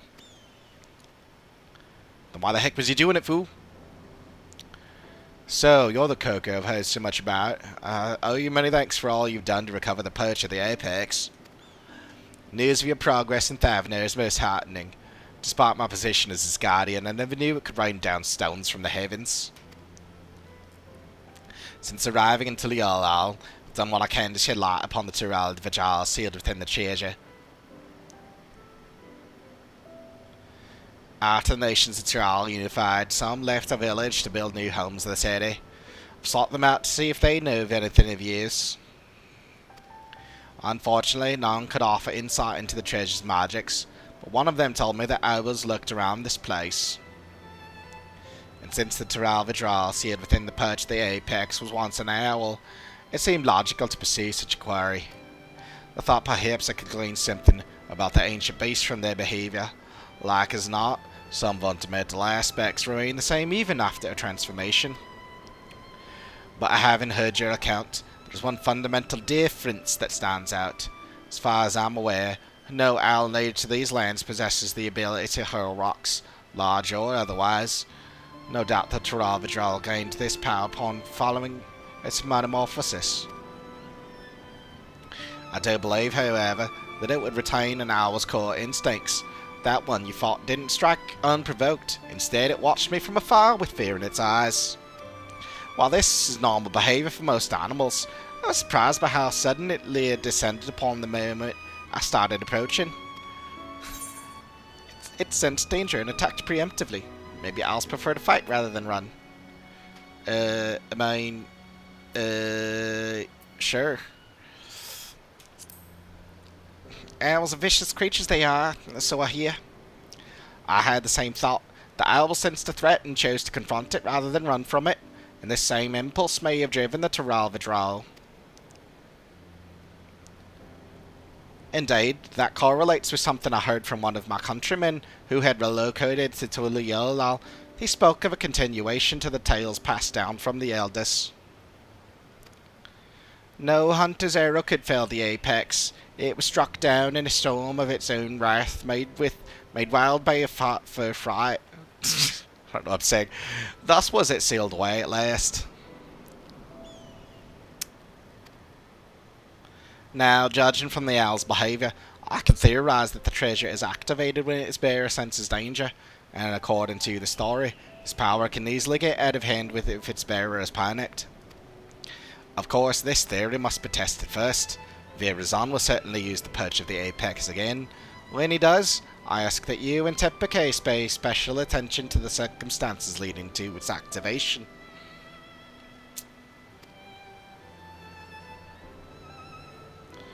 You have my thanks. Loath though I am to admit it, I've yet to recover from a long convalescence, and I would only be a burden to you. I wish I could aid my daughter another way, but you more than make up for my absence. Please lend her every bit of knowledge you have, Coco. I pray that my daughter will soon return home, treasure in hand.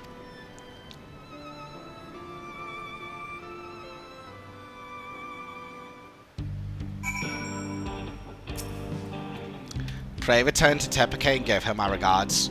I only hope an old man's wild theory can help you in your request.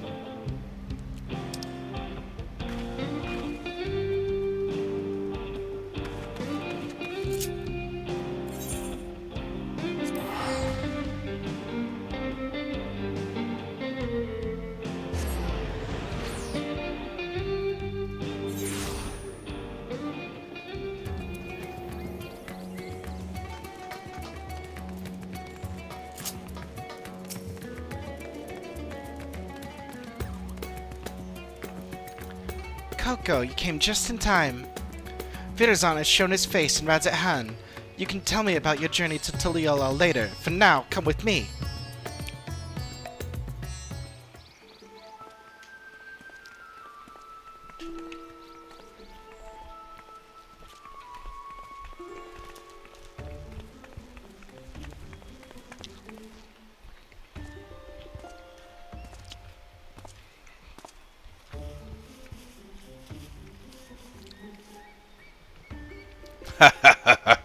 Are you surprised? Thanks to the sage counsel of a fellow hero, I have decided to doff my mask. Although my face may be unfamiliar, I believe you know who I am. I was once the Justicar, but now you may call me Virazon. I am Thavner's protector, its savior, its hero. I think he's getting about as unhinged as my voiceover for him. Maybe we're on the same level, him and I. You may have heard salacious rumors that I have orchestrated the very attacks which I so valiantly drive back. That I was behind the catastrophe at the Uznair canals. I am here to assure you it's true. That those are false aspersions, all cast by those who are envious of their betters. I give my life for this fair city and its people, and I would give more still if I could. What should we do? It might be best to lock him up before this gets out of hand. Wait, we don't want him raining down rocks with all these bystanders around. For now, keep a careful eye on him.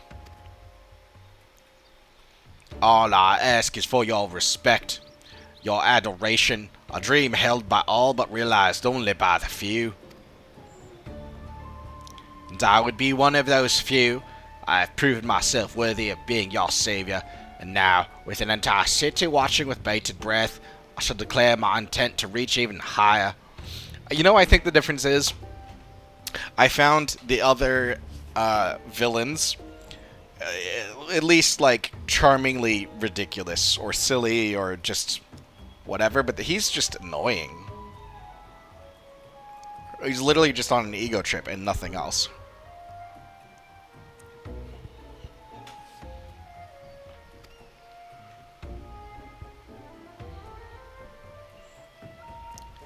Yes, for I can protect you all the better as your ruler.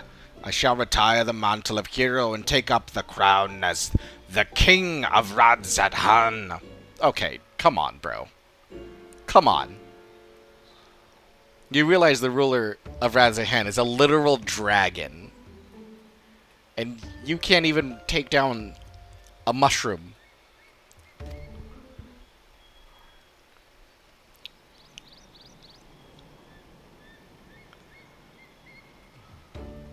The bastard's gone mad.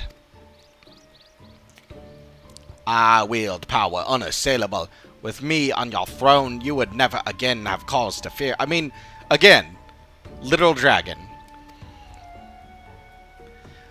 All would live in peace. All would shower me with love. They would shout it to the heavens, and from that love would spring a new Radzadhan, a greater Radzadhan.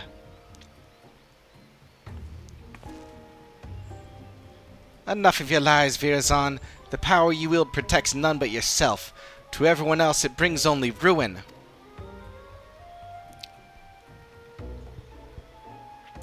Of course, the road to greatness is ever paved with necessary sacrifices. Yet so long as your ruler lives, Radzadhan shall know naught but prosperity. Yeah, their real ruler, sure.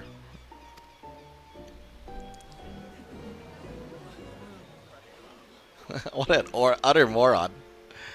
You think you're better than Master Vritra? He bore this city and its people on his back, while you look fit to collapse under the weight of your own armor. You're no leader, you're a damn joke. Does this man speak for you all? Is there not one among you who would follow me into a brighter future? There's literally not. But I am nothing if not magnanimous. Until you find the wisdom to accept me as ruler, I shall continue to stand vigilant as your eternal shield. Stop this, Virazon. You're only making it worse for yourself. I don't remember what I did. It's fine. Can't you see you've become a laughingstock? Give up this facade and answer for your sins. Do so now, and the Radiant Host may yet grant you mercy. My sins? Are you not the one poisoning the people against me? Do your worst, I dare you. It will only make me more powerful. Dude is on such a trip. I know not what's in your heart, but please end this madness. End it, and return to me, my son.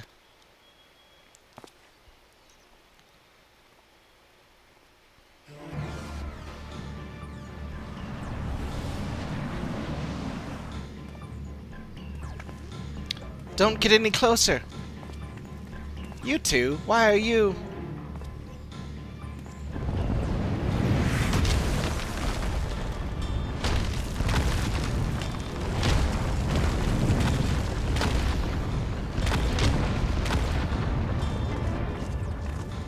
What? Oh, his face, though. Don't! If we fight here, there's no telling how many innocents will be wounded. I mean, let me just hit him from here. Come on. Pathetic as ever. I tire of this farce. I have declared my intent to become king of Radzadhan. As for you two, this is no place for a battle between heroes. We shall meet again, mark my words. Then we shall decide who is the mightier. Literally not you, bro.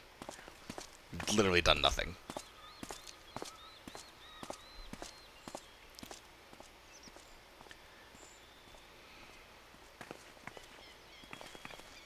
And now I'm kind of enjoying it, because he just went from a little annoying to just straight up unhinged ridiculous.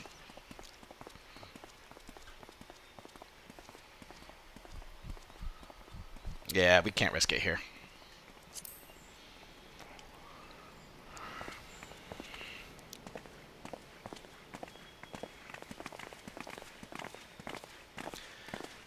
You're right, of course. As much as I hate to see Verazon walk free, we've yet to ascertain the extent of his power. For now, we must bide our time. I noticed that despite all his proclaimed love for its people, he didn't even look back at them as he retreated. Perhaps he couldn't bear to look them in the eyes. Or one of them, at least.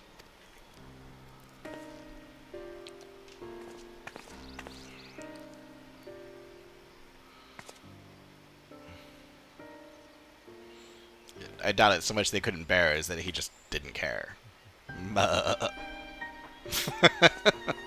Sorry, I'm laughing at the weird way that I laughed.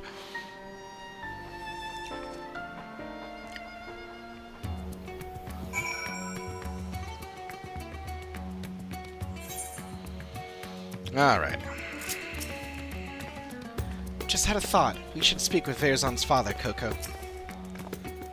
That was a disaster. Verazon is truly lost. At the very least, he's committed himself to fomenting unrest with Radzahan. And although he's my son, I cannot condone his actions. His words are grand but empty, and that ridiculous armor is nothing more than gaudy decoration. He's truly the embodiment of false heroism. What's more, this lady's debacle has surely made him a criminal in the eyes of the Radiant Host. All I can do now is beg them to grant my son some small degree of clemency. Before you go, may I ask you something? After Verazon called down the rocks, did you see his expression? I thought it peculiar, but I'm curious to what his father saw in that face. It was a familiar look. When I used to scold him for losing himself in make-believe, he would get that same cast in his eyes.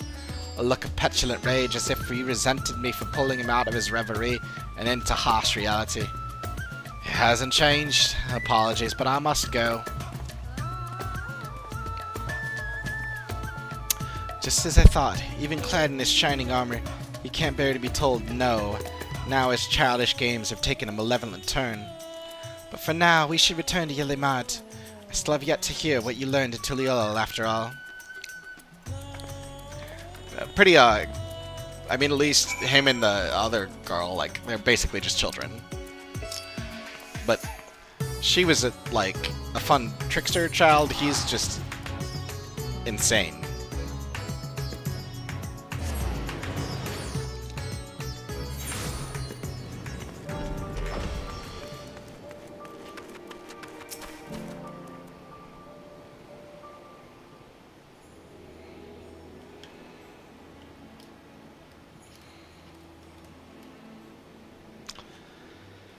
Now that we have some room to breathe, I'd like to hear about your journey to Toral. Did my father have anything to share?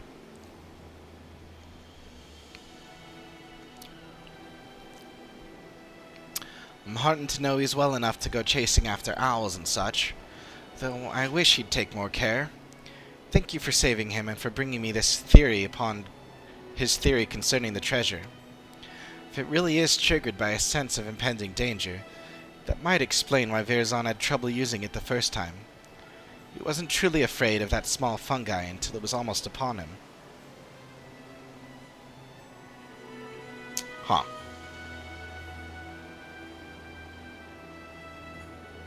Ah. That makes sense. It also explains how he can wield the Apex's powers despite having no training in magics. It responds to emotion, not intent. So much is falling into place. He goaded the Radiants into apprehending him because he knew the threat would be answered. You saw how nonchalantly he quit that plaza, almost as if defying someone to stop him. Verazon truly believes himself to be untouchable. I think his words and deeds align with the theory well enough. As for that curious fragment of a story, it seemed to imply that the Taral lost control in a panic. Perhaps its strength grows in proportion to the danger it senses, and when that danger is too great, well, you saw what happened to the Uznair canals and Radzahan. You were present both times, as were others who wished Verazon ill, and both times you saw stones much larger than we've seen before. Now I understand why he's so eager to face you. An opponent of your caliber will strike fear into Verazon's very core, and that fear will summon a power greater than any he's ever known. Power enough to bring a hero to her knees. Or so he thinks, but we know better. We'll use that arrogance to our advantage and bring him crashing down to the earth. Although we may have to contend with falling rocks for a time, in a straight fight he'll be outmatched. So we strike fast and we strike hard, until that fancy armor is nothing more than mangled steel. Although you may prefer to put your foes to sleep and whatnot, we know he has an arsenal of alchemical concoctions at his disposal. That's why I suggest a bit of good old-fashioned brute force. While you unleash your most fearsome destructive spells, I'll be your shield. Don't even think of holding back.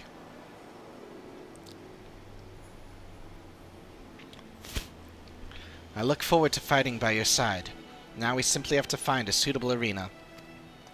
I shall consult the Radiant Host as to the location. Once that's decided, we'll confront Virzon for the final time.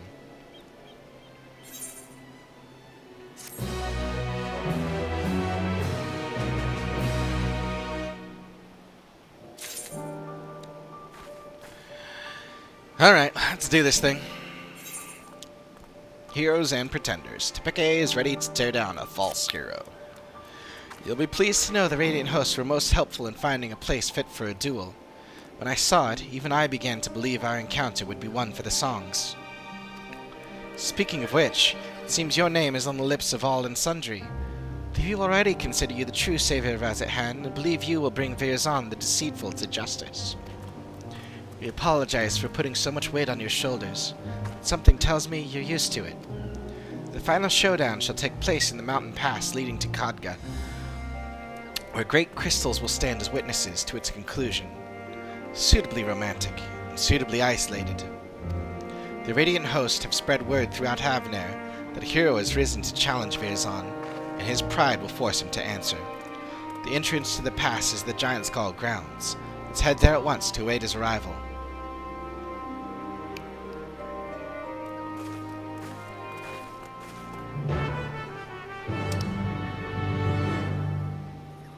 Ah, up there.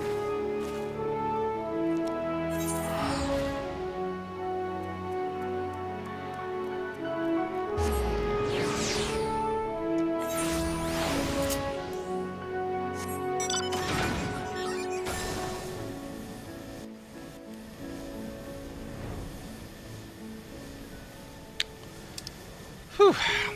Yeah, this guy's crazy. Like, straight up insane.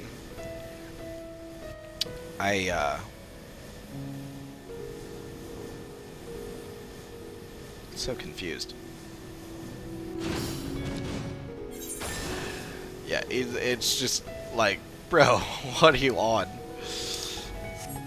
But yeah, the other, I don't know, like, the other ones I found, like, it may just be the last one, like, but like the trickster girl, like, she was a lot of fun and pretty funny. This guy's just straight up absurd. He's ridiculous. Oh, wait, what? Oh, right.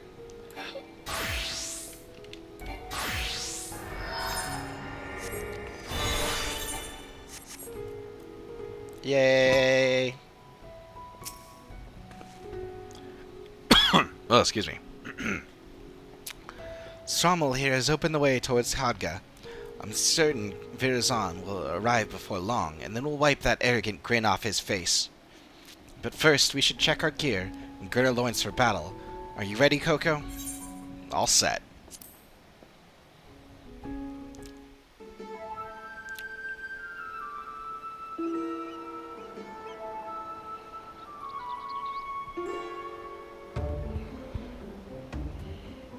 There he is.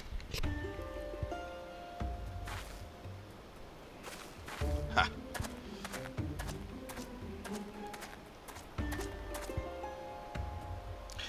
Through the crag and peaks of Khadga, desolate winds blow over the field of battle. Oh, what a fitting location you've chosen for the conclusion of this legendary rivalry. Bro, absolute egomaniac. I was right not to face you before, in environs unsuited to a struggle between titans. Now my patience has been rewarded and my heart races in anticipation.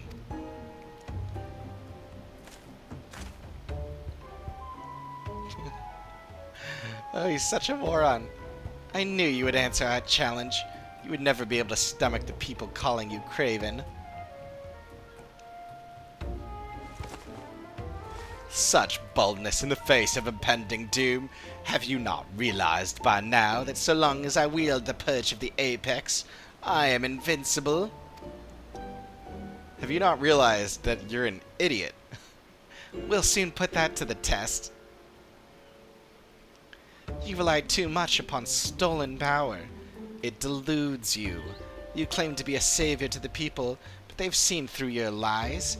Even your own father can scarcely bear to look at you. You're nothing but a small, small man, hiding within the hollow facade of a hero, and today we tear that facade down. Will you now? You may have the metal, but have you the puissance to claim the mantle of hero? My mantle?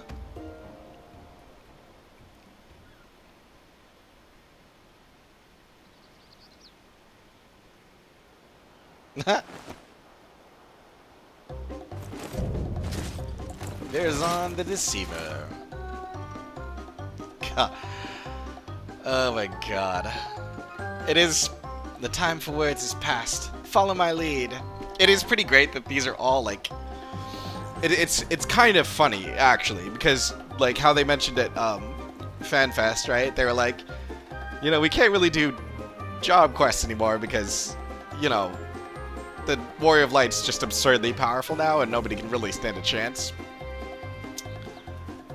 Like, you fought, you know, literal gods, you've saved the entire universe, you know, like, what is there that can stand against you? So, like, having you go up against some random dude doesn't make sense anymore, and yet here we are in the role quests, and, like, yeah, it doesn't make sense, it's absurd, and that's the way we're gonna play it. Absurdity. It's just like joke. I'm okay with it. This is so ridiculous.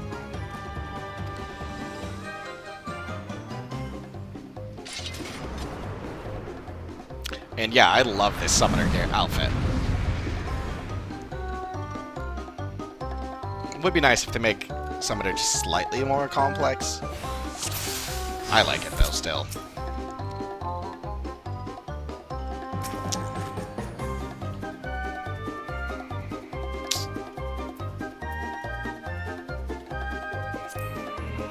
Alright, let's do this.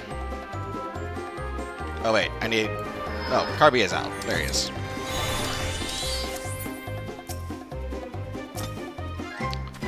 Alright.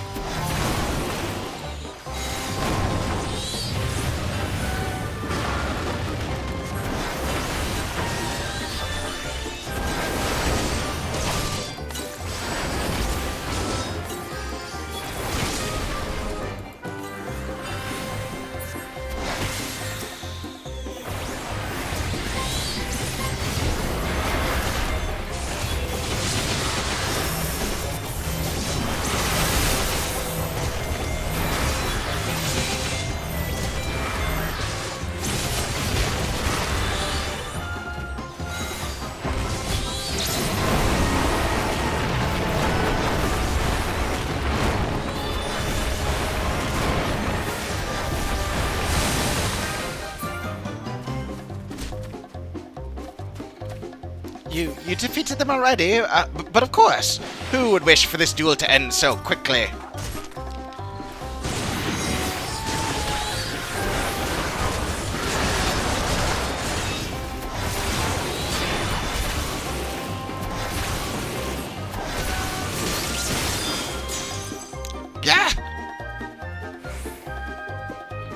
What? My armor! My armor! For real, bro. The artifacts, I've never seen it shine so.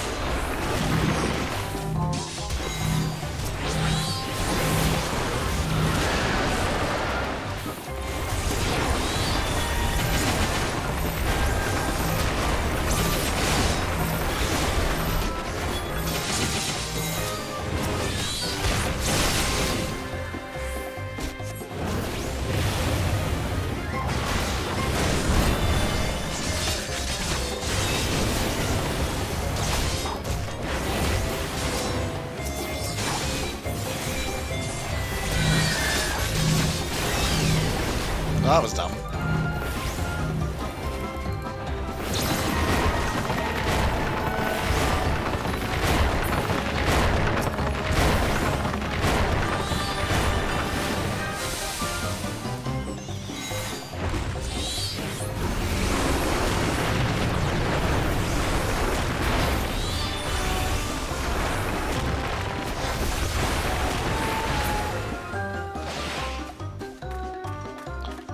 We both suffer grievous wounds. Perhaps we should consider this a draw. Last Fearzon, lay down your weapon. Did he just lose his pants? I'm utterly defenseless. This rotten piece of wood is supposed to make me invincible. I can't move. The artifact, it's... Oh, okay.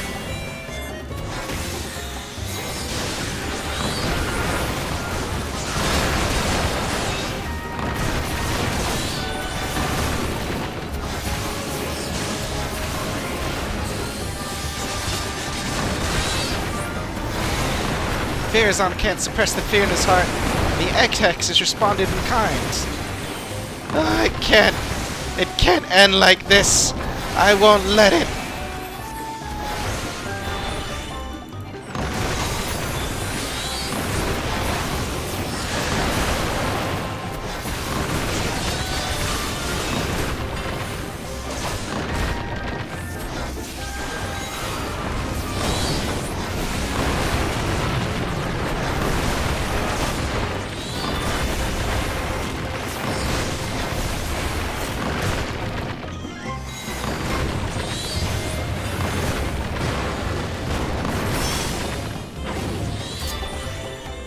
Done.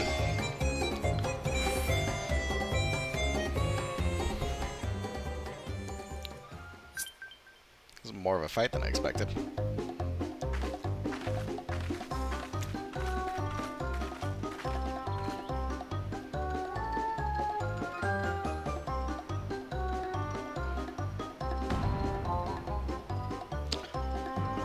No, I mean the powers of the totems themselves are a threat, but like the people wielding them aren't. He's out cold. Now to take back the treasure. What? This can't happen. A hero never falls. I must retreat. Yes, a tactical retreat, a noble retreat, so that the Justicar may live to save another day.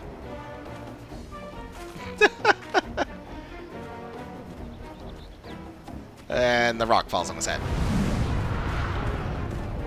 Huh? Yep.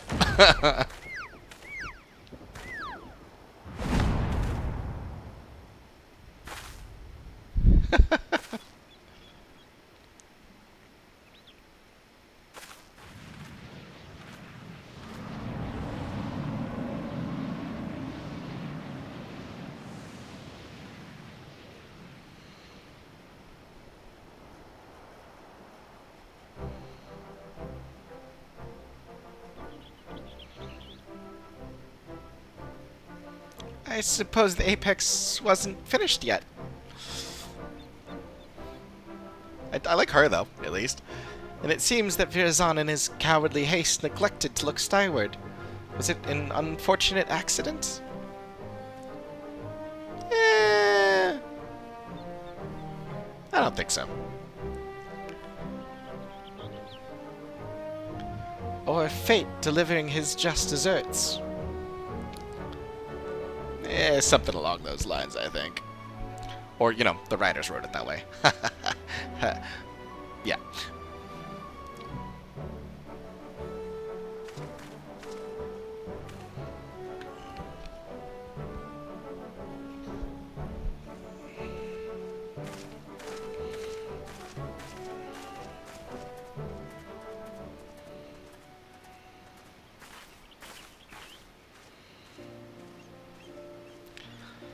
Claimed to be Radzethan's savior, yet he sowed only discontent among its people.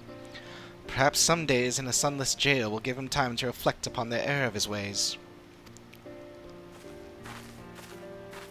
Ah, it looks so good. And now I've finally recovered the perch of the apex. Thank you for coming this far with me, Coco.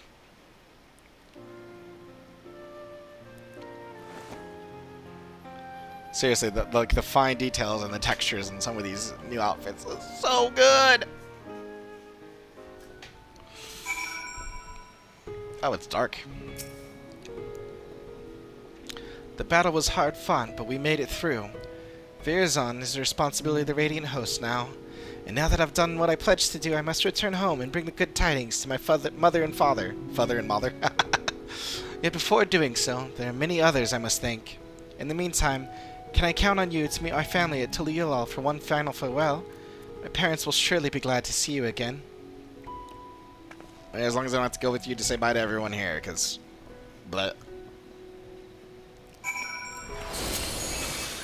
That's not the button I meant to press.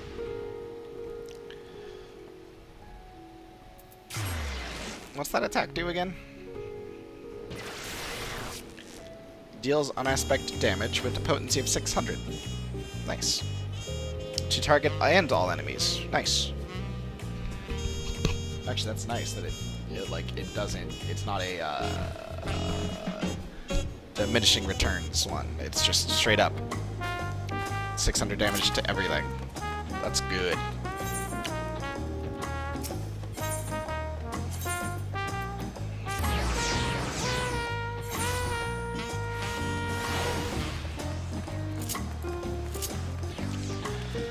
And at last one done. Oops, I ran too far. I didn't expect to see you in Tuliyulal again so soon. Is Tepeke well?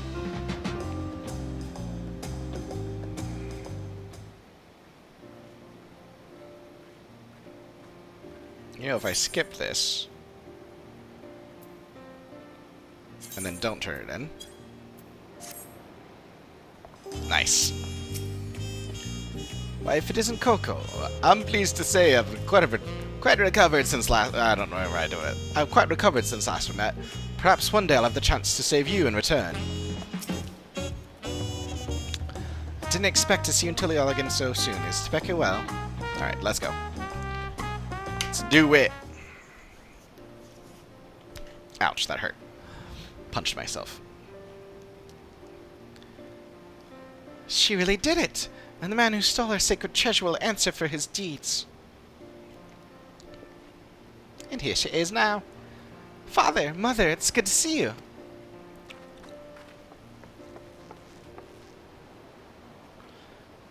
I'm sure Coco's already told you what happened.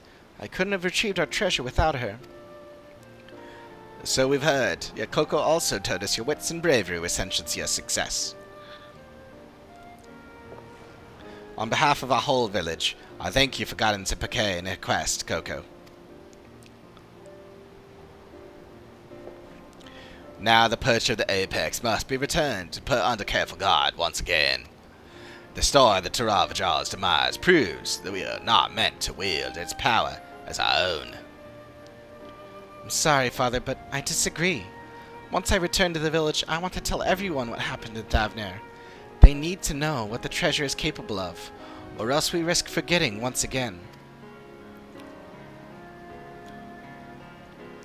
I won't deny that the Apex's power is dangerous. I saw with my own eyes what happens when it's wielded with abandon. Yet during the course of our search, I also saw potential. If we fully understood how it worked, we could use it without risk to ourselves or other people. We could turn something we once feared to our advantage, instead of letting it become obscured in legend. Interesting how it's kind of the opposite of all the others.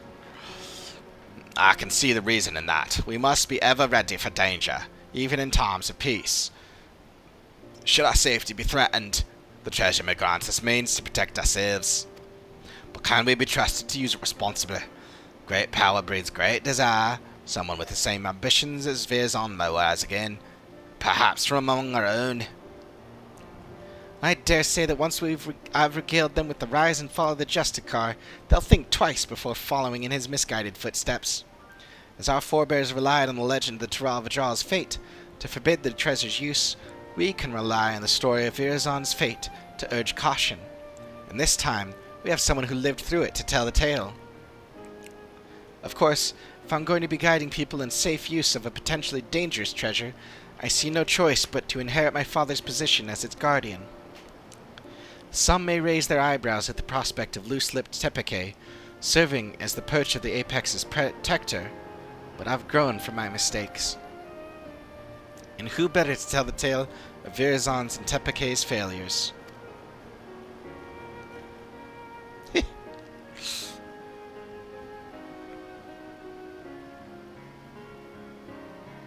Your only mistake was in trusting Virzon, the same as I and many others. But unlike him, you have the willpower to overcome your own failings. Over the course of your long and arduous journey, you gained a wealth of experiences, and your efforts have finally been rewarded. You took responsibility for your actions, and by so doing, proved your conviction to our people. They shall listen to this proposition with open minds, I'm certain.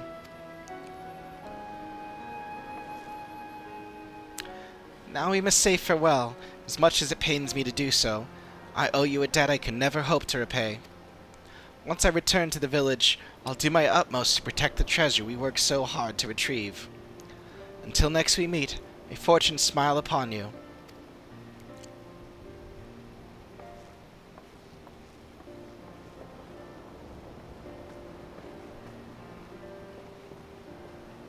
Yay!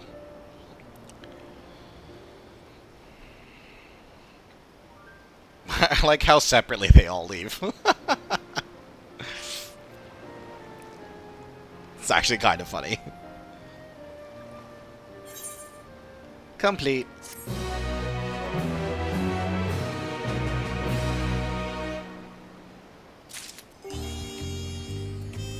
Reach for the apex.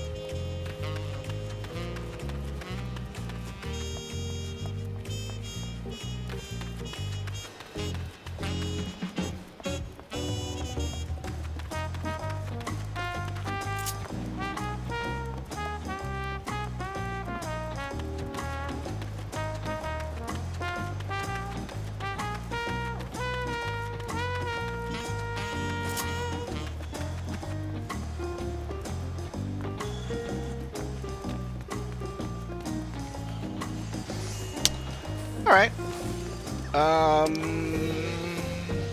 And indeed there is not a follow-up quest, at least yet.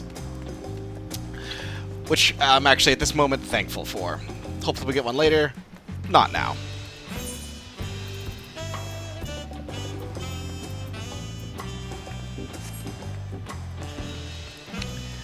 With that, concludes the day. And next time I can, for real this time, finish up the story. But again, not today. Sadly.